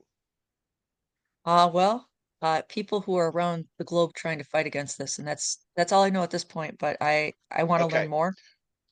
Okay. So let me tell you, I'm going to give you the basic background, AC. I founded IOD Nations, International Online Democratic Nations.org. And our foundational premise is this question. If a business no longer requires brick and mortar, does a nation require land and borders? Yeah, it's And good question. the premise is that the downfall of democracy has been happening for 30 years, and that is in direct correlation to the advent of the internet. Okay, and the opponents to freedom and democracy are rather well organized and functioning on the internet, and Yep. we've They own the we've internet. they do, and they Yep. control it. Well, no. Actually, okay, AC. Oh my God, this is going to be perfect. Let me ask you a question. Do you access the internet? Well, there's 3 different internets. I don't access the Afrinet because that's not available to people in the US. It's only African people, people of Africa. Okay. So I think there's 3 internets. So the one internet, which is the majority of the globe, is what I am able to access. Okay. My position and our position is that you don't access the internet. You Okay. are the internet. You grant the internet access to you. So the only way that I'm here talking to you is because you granted me access to you and Deborah and Ashfaq and Rakesh and Draco and all the other people who are here. And it may seem a bit like semantics. It's kind of like glass half full, glass half empty, but structurally what happens and why I'm so interested in talking to you with Deborah, because Deborah's been through this. How much have you heard of our discussion with Deborah? Are you familiar with anything about her yet? No, tell me about her. Okay. So Deborah has served 6 years as an assemblywoman in the state of New York. Okay. Oh, thank you for your work. Oh, She, it was my honor. she never lost an election. She ran both as a Republican, or ran as a Republican, a Democrat, and then as a Libertarian, I believe. I didn't run as a libertarian. Okay. No, yeah. Yeah. Okay. The point is that Deborah's got chops way more than any of us here. Okay. She's been in those places. But the point to you and what's brought Deborah here is we're telling Deborah we would like her to help us found and establish the internet, or the International Online Democratic Women's Nation, the first online citizen-led democracy, because a nation no longer requires land and borders. Okay, we can make up a climate nation, we can make up a women's nation, we can make up an online US nation. We have this ability. Did you just see the commercial that I ran for Jasmine Crockett? Yeah, I loved it. Okay. The point there is if we could get our politicians right now, if any politician were to come out and say, I'm running for office, and a part of my running for office is the first thing I'm going to do is I'm going to establish a liaison position between let's say I'm running for governor of the state of California. Okay. We're going to have a liaison that's that's specifically there for the purpose of interacting and working with our parallel sister California governance system, which is the online state of California. Okay. And that is represented by Joel. Joel was elected hypothetically, Joel was elected the governor of the online state of California. And he's going to be directly linked to me, Katie Porter, as the governor of California. And all of the citizens who are citizens of Joel's state of California government, okay, they now have this alternative way to bypass the system. And we're going to come back and we're going to talk about your money thing right now. And I've never discussed this with Deborah. They're now going to have direct access to the traditional land and borders based government, and also direct access to their online citizen led government. Does that make sense? So what the online governance, what would be, Yes. what would it do? What would be its function? Okay, so we share a link in our chat here. There's there's an app out there. It's called Decidim. Okay. Yeah. And what Decidim does, for instance, in Barcelona, if 5,000 citizens of Barcelona decide that they have an issue they want the government to deal with, they run a poll on that issue. They present it online to the government of Barcelona. And once that threshold of 5,000 is reached, the government of Barcelona is compelled to deal with that issue. So what this online governance does. Taiwan is also doing a similar kind of thing. Even a 17-year-old girl banned plastic straw all across the Taiwan. She started this petition. Oh, really? Yeah. Okay. So basically, 17-year-old. So basically, this is like a discharge petition of the people. We're forcing Congress to hold a vote on something. Exactly. Because we are now the citizen-led government, right? So I base this on Buckminster Fuller's quotes. Buckminster Fuller is perhaps the greatest futurist and one of the greatest inventors ever. Okay. And he said this, and you have to understand, I'm talking from a macro standpoint, right? This is about human behavior. This is about macro change. And he said this, he said, don't fight forces, use them. You never change things from within. If you want to change something, build a new model that makes the previous model obsolete. We are intended to be architects of the future, or he said, dare to be naive. So, AC, I'm asking you to dare to be naive when you talk to us here. Dare to be naive. We are intended to be architects of the future and not its victims.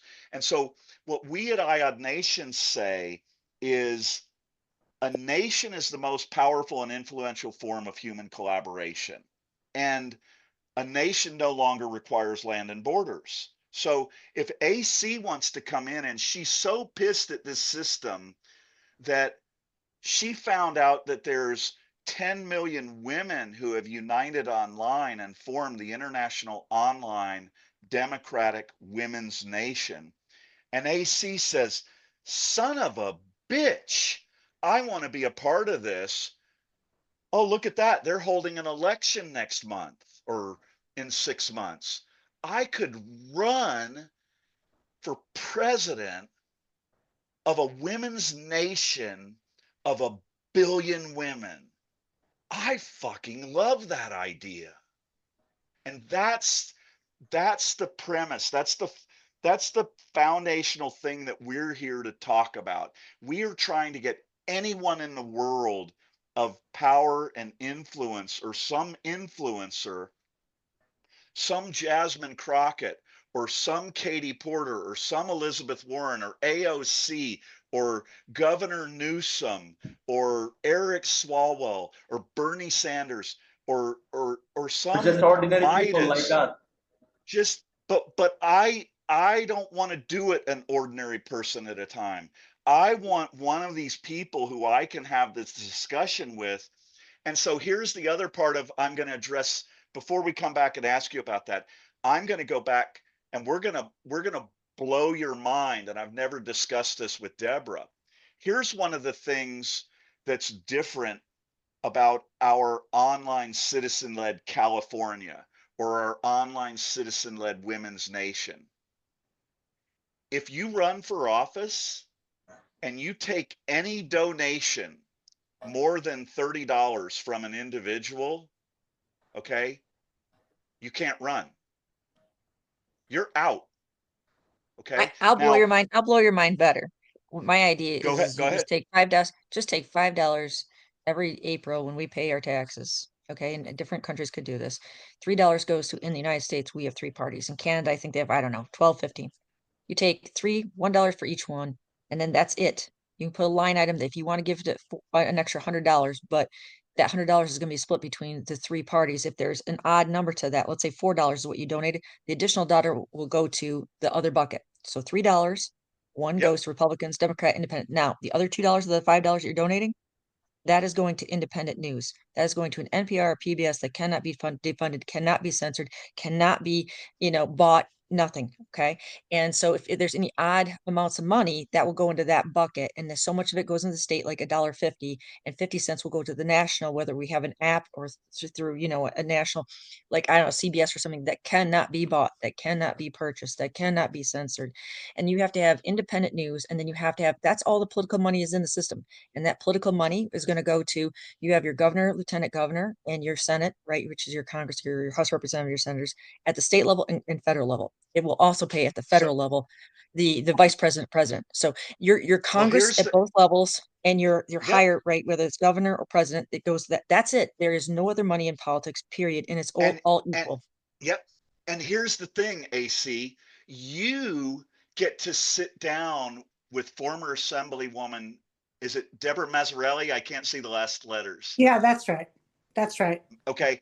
You get to sit down, and you and Deborah and all of the women in this nation, you guys get to sit down and present your proposals for how you're going to run this system. You get to vote on it, and you choose the system for how it's going to be done. But the other thing you can do is you say this: no, outside of our virtual world can you advertise or run for office. And we grant you X amount of time within our internet space where you can make your case. However, if you choose to run for office, our citizens, the women of the International Online Democratic Women's Nation, we've put together a list of our top 10 issues. Okay. When you run for office, you have to spend 75% of your time dealing with our top 10 list. Okay. You have to address each of those issues, and everybody you're running against has to address each of those issues. The other 25% of your time or whatever, you can do it on character, you can do it on your background, you can do whatever you want. But the majority of you running for office is you telling us how you would deal with our top 10 issues. Okay. And now you have this online functional government. You've dramatically, you've virtually eliminated. You don't even have. This is the genius of Buckminster Fuller, right? You don't have to eliminate Citizens United because you've developed a new model that makes the previous model obsolete. And you women, or whoever it is, it's the youth nation or the LGBTQ plus nation or the the online state of New York or the online state of Wisconsin or wherever you might be, right? You now, I forgot where I was going with that. You guys are in control of your own elections and your own government and how it functions. And it's you set up your voting system, but now what happens is if you're large enough, right? So let's say we'll take Deborah as in the state of New York. Let's say that the percentage of women who are citizens of the online democratic New York state, let's say that 65% of the women are online and registered as citizens of this online democratic state. Okay. Right now, at that point, you have become a dominant enough force that even in the conventional regular elections, you now impose your will upon them. Just to inform you all, if you take any corporate money, okay, or if you don't come and debate using our format in our online platform addressing our top 10 issues, we won't vote for you. We're done.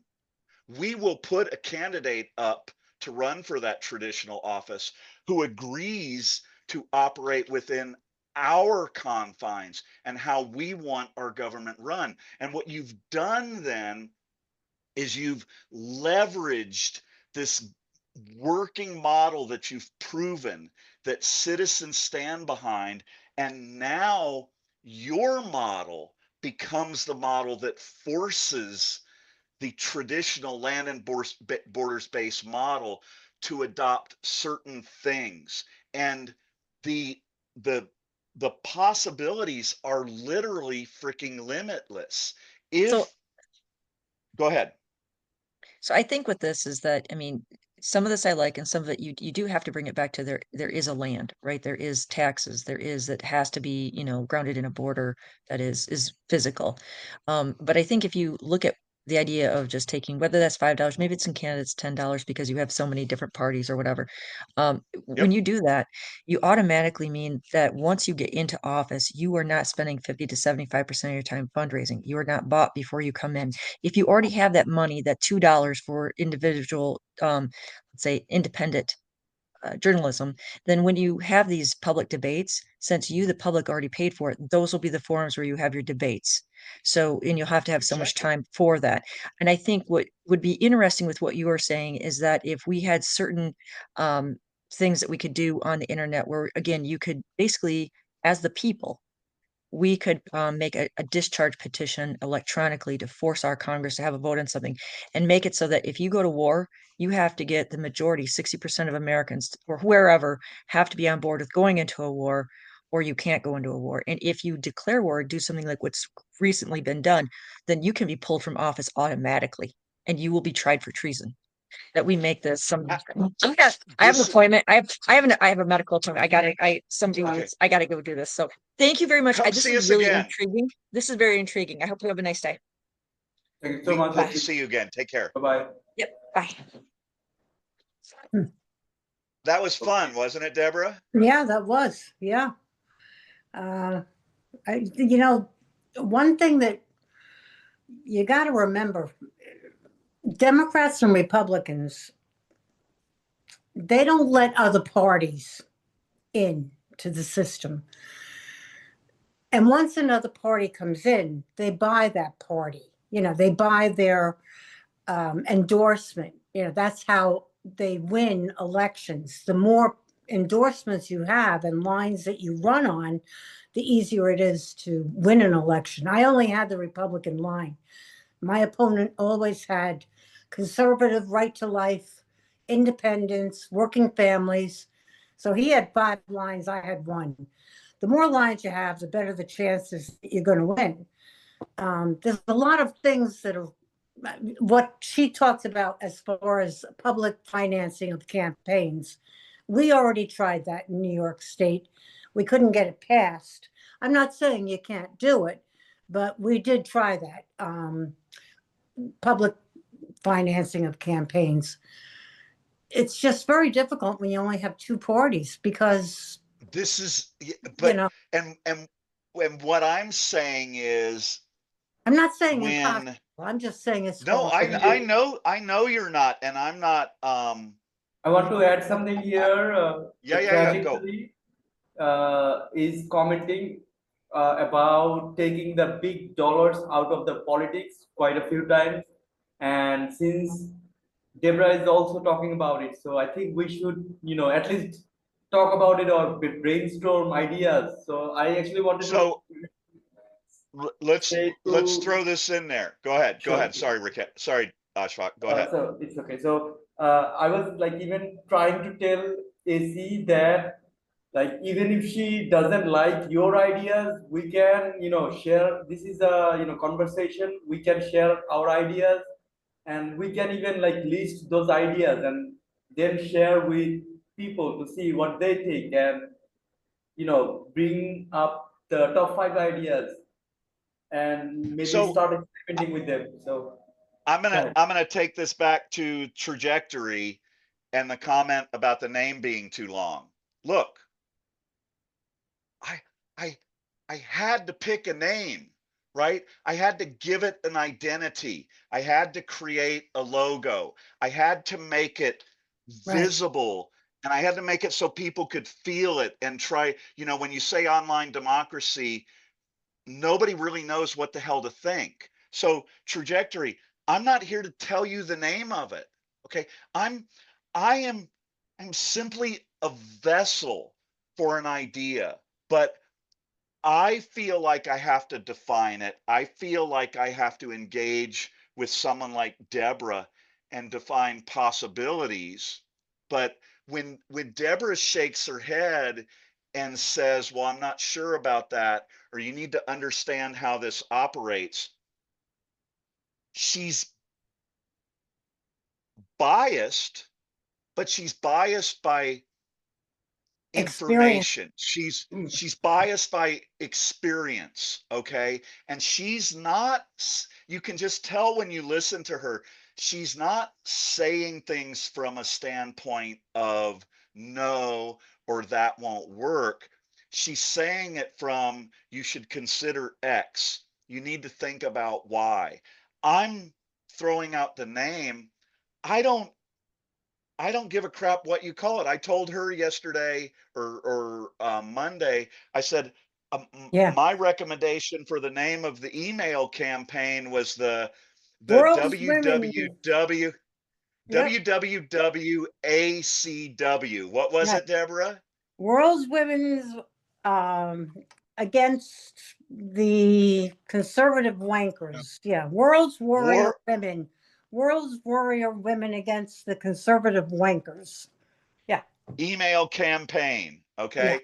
I'm just saying we can have fun with this. You can name the goddamn thing anything you want. Funny story. In Great Britain or in Great Britain, about I think it was about 4 years ago, they they paid and funded an icebreaker boat. I believe it was an icebreaker, and those boats are insanely expensive. Okay, and they put out a big online, right? They put out a big public campaign. What's your pick to name this multi-million dollar icebreaker boat? And you know what they named the boat, Deborah? No, what? Boaty McBoat. McPhone. Okay. Okay, Yeah. that is the name that the people of Great Britain chose to name this multi-million dollar boat. And the point is, it's not up to us to name it, Mm, right? If we want people to feel like they're involved and they're a part of this government, yes, we have to make it viable, and it has to be legit, and it has to actually accomplish goals and objectives, but it also has to have fun, right. right? It has to give people a little bit of freedom just to cut loose and say and do stupid shit. Yeah. because we're humans. So Deborah, back to where we were before AC came in. Is there any politician that you could contact who is either someone who is somewhat active and involved now, or is in relatively close contact with someone who is involved now? And is there anything that we could do that would make you feel comfortable enough to say, hey, you sh- you might want to just come in and talk to this crazy guy about this idea. Yeah. It's at least worth talking about, because remember, my objective is to get online citizen-led democracy to turn it into a major topic in 2026, and I'll do whatever it takes to get it there. What are your thoughts? Well, my thought right away goes to Lev Parnas. Because Lev recognizes the importance of emails, online presence, and he's done such a great job at gathering so many people together, as well as journalists. It's not just people. He's already got a great online presence. He knows and understands how important it is. I think he might be somebody that might be worthwhile contacting. He's probably going to win the congressional race, but I don't know anything about Florida and the district that he's running in. So I shouldn't say that because I don't know anything about the district where he is. If his chances of winning, which most Democrats have a pretty good chance, I think he's easy enough to reach out to, and I think he'd be really interested because he understands the importance of online democracy. That's what he's fighting Okay. for. So, and his son, Yeah, Aaron. I think it's Aaron. he has like the Tremendous. fastest growing Yep. Yep. online presence of almost anyone right now, Right. right? Right. And if I remember And correctly also, about Lev, Mysalis is with him. Ben Mysalis, yep, and he's got all these organizations that are already supportive of him, that are already online. So okay. it makes sense to me. So I want to I don't even know the online United Democratic Voice. That's the Trajectory's recommendation. Um, uh, and again, Trajectory, we can call it anything. You guys can decide that.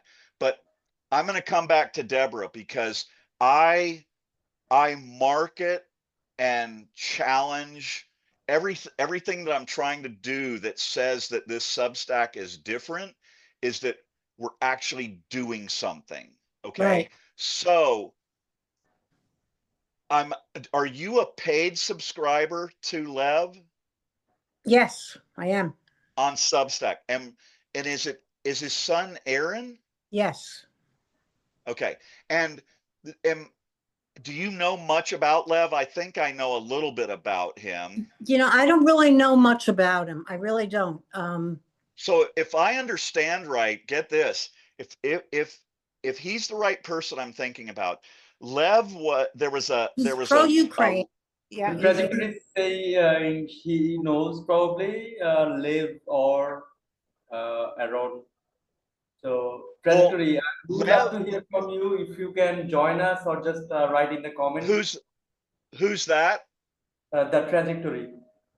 Okay. Well, I think I know. So if I remember correctly, so there was a gal who was the ambassador to Ukraine during the Obama administration before Trump came in. And when the call happened that got Trump impeached, part of that was around this whole money and manipulation stuff that was going. And Lev Parnas was actually caught up in that, doing work with the Russian Trump side of things. Right. And when push came to shove, I think he might have even actually had charges filed against him. He did. And he flipped. Yeah. And his life is at risk right now. Right. Okay. If he is one of these people who actually switched and has taken a strong stand, Very strong.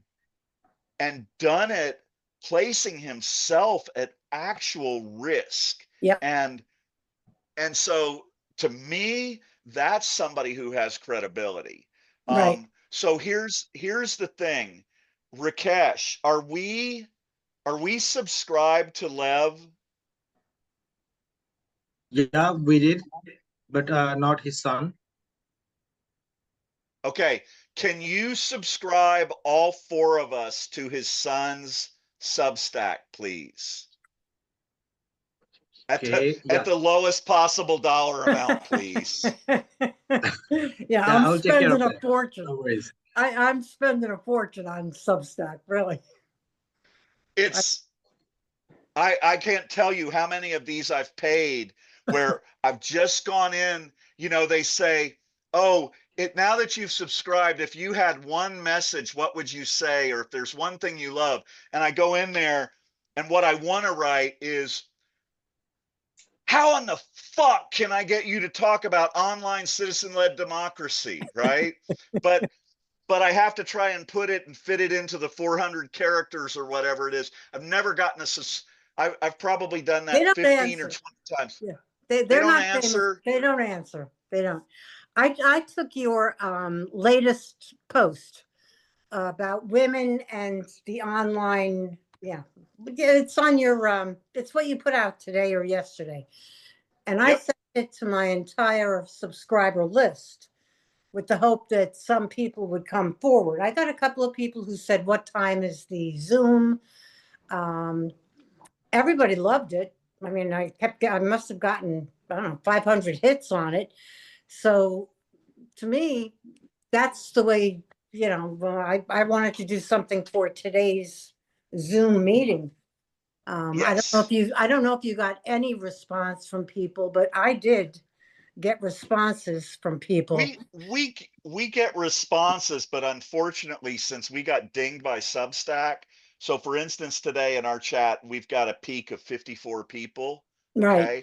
Right. When we were doing this a week and a half ago, we were getting close to 300. Yeah. And so we're dinged. And so there is a shadow ban going on.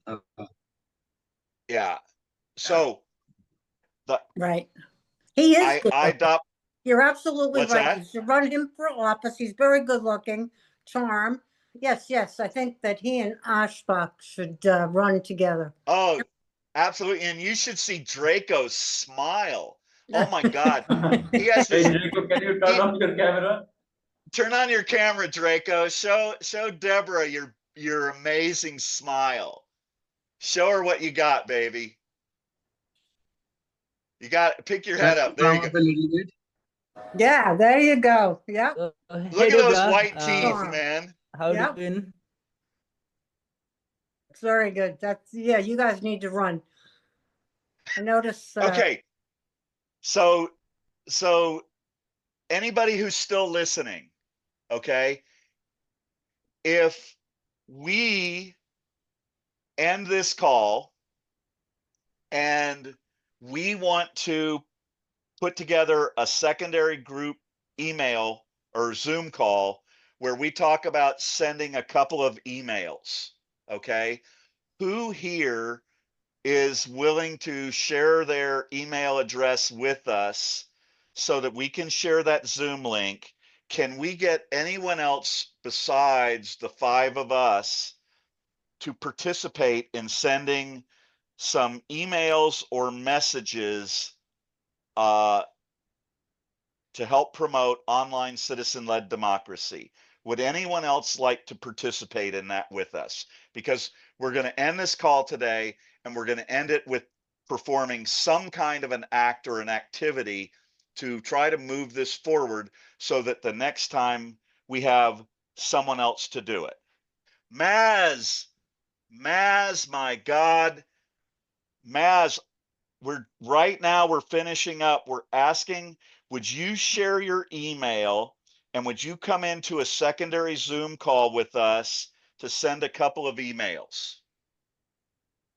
We already have it. Would you be willing to come into that call and join us in sending us a couple of emails? Okay, so we got the trajectory will come in. Anyone else? I see hearts, but I want email addresses. So Hearts Maz don't. said he or she will, I mean, we can count on her. What about Deborah? I gave you my Deb- email address. Yeah. Yeah, Deborah's absolutely. Deborah's in. We're gonna do this, and we're gonna do it, and we're gonna cut her loose, or she's gonna have some other ideas, or we're gonna brainstorm for a Yeah, few you ideas, know, whatever it ends Let up me, let me being. just real quick tell you that one of your ideas really was hitting home when I was sending out emails today. Taking the women survivors of that, it's the key to getting an easy email out there with responses of support. Everybody wants the Epstein files released, and they want those women to get justice. So Would anyone how many email addresses do we have right now, Ashfaq, that were related to survivors? A few, maybe 20 to 30. I don't exactly remember. No, not to survivors. Really? Oh, you mean? Oh, are we talking about the Epstein? Yeah. Epstein survivors, because I remember when we were looking, we were having a hard time getting emails. 4 or I 5. know 4 or 5. Okay. I know that Gloria Steinem represents at least 5 or 6 or 7 of them. Hey, Draco or Rakesh, can you look up Gloria Steinem's email? We're gonna want to get that email address and include it with this. So Maz, the trajectory, and Deborah. That looks who we've got for a call right now. No one else is in for sending emails. We're going to give you about 20 more seconds. Hey, so can somebody create a next Zoom meeting? Schedule it for 5 minutes from now. Let's give people a chance to go to the bathroom or whatever. And then I want you to share that email link. You can share it in our existing chat right now. So anyone here can click on that and they'll be able to get into it. And then we're going to actually do something. We're going to functionally do a couple of things to start moving this shit forward. All right. So, before Joel, we in end, that I meantime, have. can I Go ahead. share? Can I share some of our commercial video? So, like a commercial break that promote democracy, Yeah. freedom, and democracy. What do you want to? So, okay, you can share it, but you can't share the goddamn Cankle drone. I All think right. we should share the Kankel drone, man. I mean, it's subtle, it's cartoon, it's funny. So I think everybody should Okay, take the Kankel Draco, drone. what were you going to share, Draco? I'm going to share our peanuts based commercial that have The coin Socrates. Oh, yeah. Okay. Okay, so you're going to Socrates. share our takeoff on the Coinbase commercial. Yep. And then if you want to share Cankle drone, there's so few people here. I don't give a damn. But if you're going to do the Cankle drone, you got to do the one where the boats are crashing. Okay. All right. You know the one I'm talking about? I can guess. Yeah. Okay. Okay. So let's do Cankle drone first, because that's only a few seconds clip. And then we'll do Coinbase. Who has okay, Maz, you head off to bed. What we will do, Maz, we're going to send you an email. We're going to tell you what messages we came up with to send in our emails. We're going to give you the email addresses that we sent it to. And when you wake up, if you would like to, we would really appreciate it if you would copy those and send those emails from your location. That way you can participate even though you're not here and a part of the call. All right, Draco, have you found Cankle Drone? If you haven't, do Coinbase first and go find it, okay? Let's do this. Let's keep moving. Yeah, while Draco is doing it, I want to talk to Debra for a moment. So you actually inspired me today to think about studying political science for my postgraduate. So Oh, thank you good. so much. Oh, Yeah, I think that's great. Great. you are a political science student, right? I was a political science student, got my Bachelor of Science in Political Science. Yes. Great. So definitely, I mean, I do have some interest, and you inspired me. So I'll give it a Oh, hard great. thought, and maybe I will, someday come to United States to study political science. Oh, that's why come to the United States? Can't you study it there? I mean, I where can, are I you? can. I mean, I studied my whole life here. I want to, travel the world, understand different cultures and stuff. And Joel is United States. I bet it would be really fun to, Right. hang out with him for some time. So that's why Where, United States. where do you live? Where are you? I am in Dhaka, Bangladesh. It's a neighboring country of India. Okay. So yeah, that's where I am right now. All four of them or five of them are all in Dhaka. So I think Dhaka is the biggest city in Bangladesh, right? It is. It is the capital city. Okay. But if you consider the size of it, there's probably another one that is larger than Dhaka. Trajectory says, "Don't go to Trump University." That's an inside joke. Oh, no, I'm not definitely not going to do that. Yeah. I'm not even going to visit United States while Trump is on the power. All right. So here we go. This is our. You won't Oh, be here's able the to Cankle enter, bro. drone. Yeah. All right, let's hit play, Draco.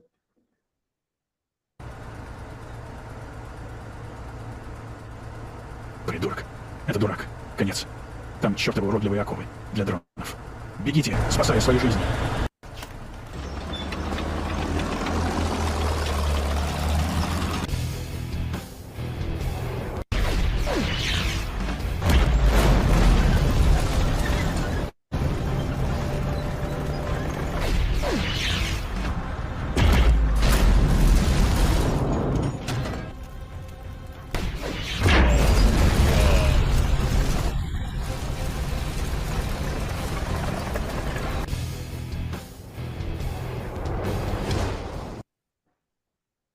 Okay, well, that wasn't the boats. Yeah. But that's funny. That's that warped male sense of humor that Trump was so fugly that he could kill people with his laser eyes of fugliness. Right, right. Well, you know what? That All one, right. you should send that to Lev Parnas or Aaron, because their other fight is for Ukraine. Big Ukraine supporters. They're raising money for Ukraine. And that commercial. Can you? My whole I call him President Vladimir Democracy. He's my hero. Okay, yeah. This is how. So all of this started with Ukraine. We just can't seem to get a way to connect with Ukraine. We've actually emailed a bunch of Ukrainian offices to try and. Can you imagine right now if the citizens of Ukraine united online and then everybody started copying them? Yeah. They would I think we Lev- talked well, about I'm that just before. telling you, Lev has the connection. Lev has all the connections to Ukraine. And so maybe we need to talk about that in just a few minutes about how we word these emails and these communications. Right. So here we go. Wait, before you hit play, don't hit play yet. Oh, this is the boat one. Okay, go ahead and hit play. This is a hilarious video. This is actual Russian military soldiers in boats. Watch this, Deborah. This is pretty funny.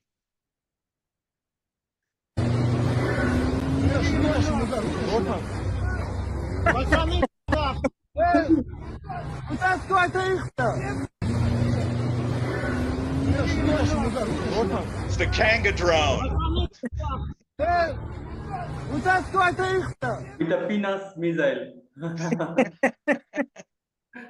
So that's a video of them. They were in these boats And they just and they were started on flipping top of out each other? and they started driving over top of each other. I would do that. Yeah, that's good. All right. So wait, before you do Coinbase, Durac. Yeah, Durac, exactly. Before you do Coinbase, have we shared a link to this next call to send some emails? Because we got to get this shit done. Okay, so here's some technical challenges with that. We can copy a link and share it in the Substack live feed, but those links are not hyperlinked. So, I mean, I have seen lots of people are having difficulty unless we send it to them through an email. So I think that's the best way. So anybody, Maz went to sleep, the trajectory, if you want to send those emails or just want to be a private conversation. He gave you his email. Do you have his email? No, actually he gave us his Substack, what you call it, like username, where you can tag him on Substack. That's not the email address. We cannot invite him through that, but we can actually drop the Zoom link in his Substack inbox so that it's all we have to do is communicate clearly with him. How does he get into our next call so we can move this forward and get the emails done? That's what we need to do. Yep. So I will actually share the Zoom link. It will be a private chat, not live streamed, and we will discuss ideas and send out some emails. Trajectory. Okay, and you're going to give him that link. Tim, who just came in, you're kind of missed out on what we're doing. We are IOD Nations, International Online Democratic Nations.org. We are working to establish the pro-democracy citizens of the world as online citizen-led democracies. We're ending the show right now. We're going to be meeting in a second Zoom call with a few people who are going to be sending some emails for our email campaign. If you're interested in joining us there, I realize you're a bit early, you don't really know much about us, but if you're interested, you can share an email with us right now and we will send you the Zoom call link. If you're not interested right now, okay, Donna is interested. Donna, drop your email so that we can send you the private Zoom link invitation in your email. Anybody else do the same so that we can send it to you as well. Last chance, because we got to move this thing forward. All of us want to, we want to engage, but we want to get stuff. Donna, did Donna give us an email yet? Yep, Donna gave us her email. So Donna, you will receive a new Zoom link in your email pretty soon. Trajectory, let us know if you want to be invited. There we go. If you have Trajectory said, you said you're going to reach out to Trajectory through his Substack ID. You're going to share it in a private message. So right now, to the best of my understanding, we have Donna, Trajectory, Deborah, all of us, and whatever we do, we're going to put together an email and share it with Maz. That's where we stand right now. All right. Okay.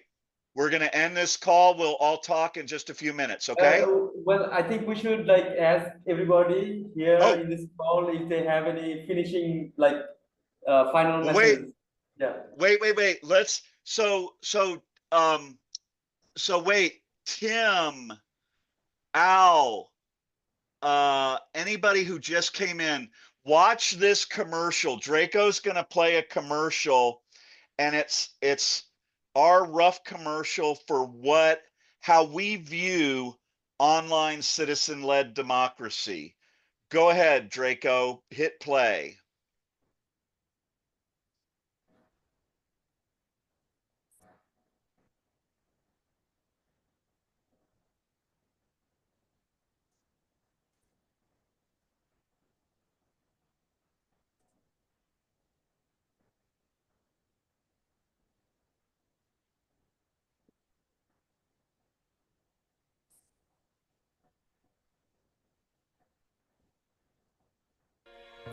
It's called a bicycle, but will anybody ride it?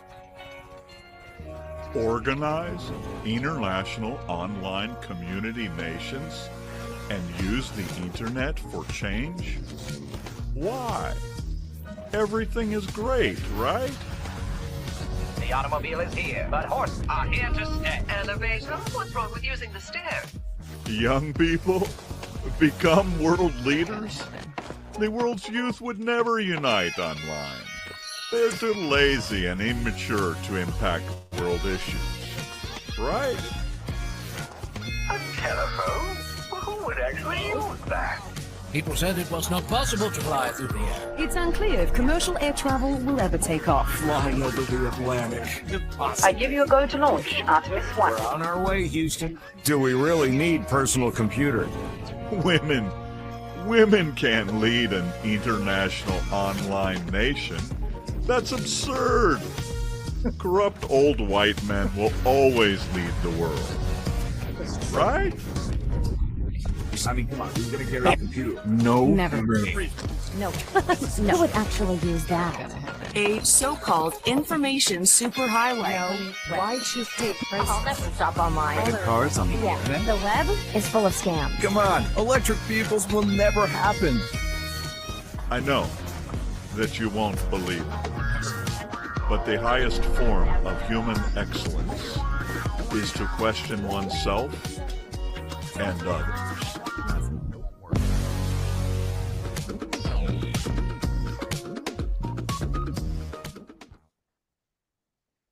Wow, that is something, right? It's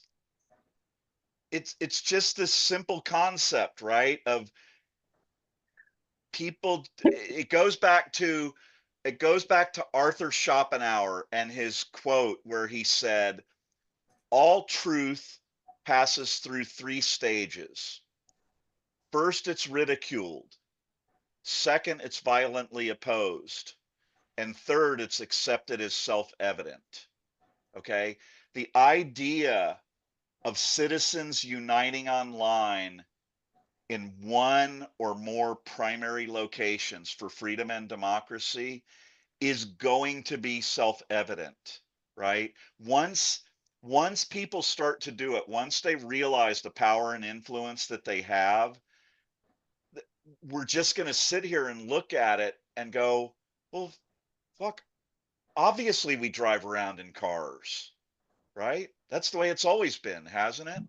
Obviously we have online citizen-led democracy. How could you have freedom and democracy in the internet age and not have it primarily housed and functional online?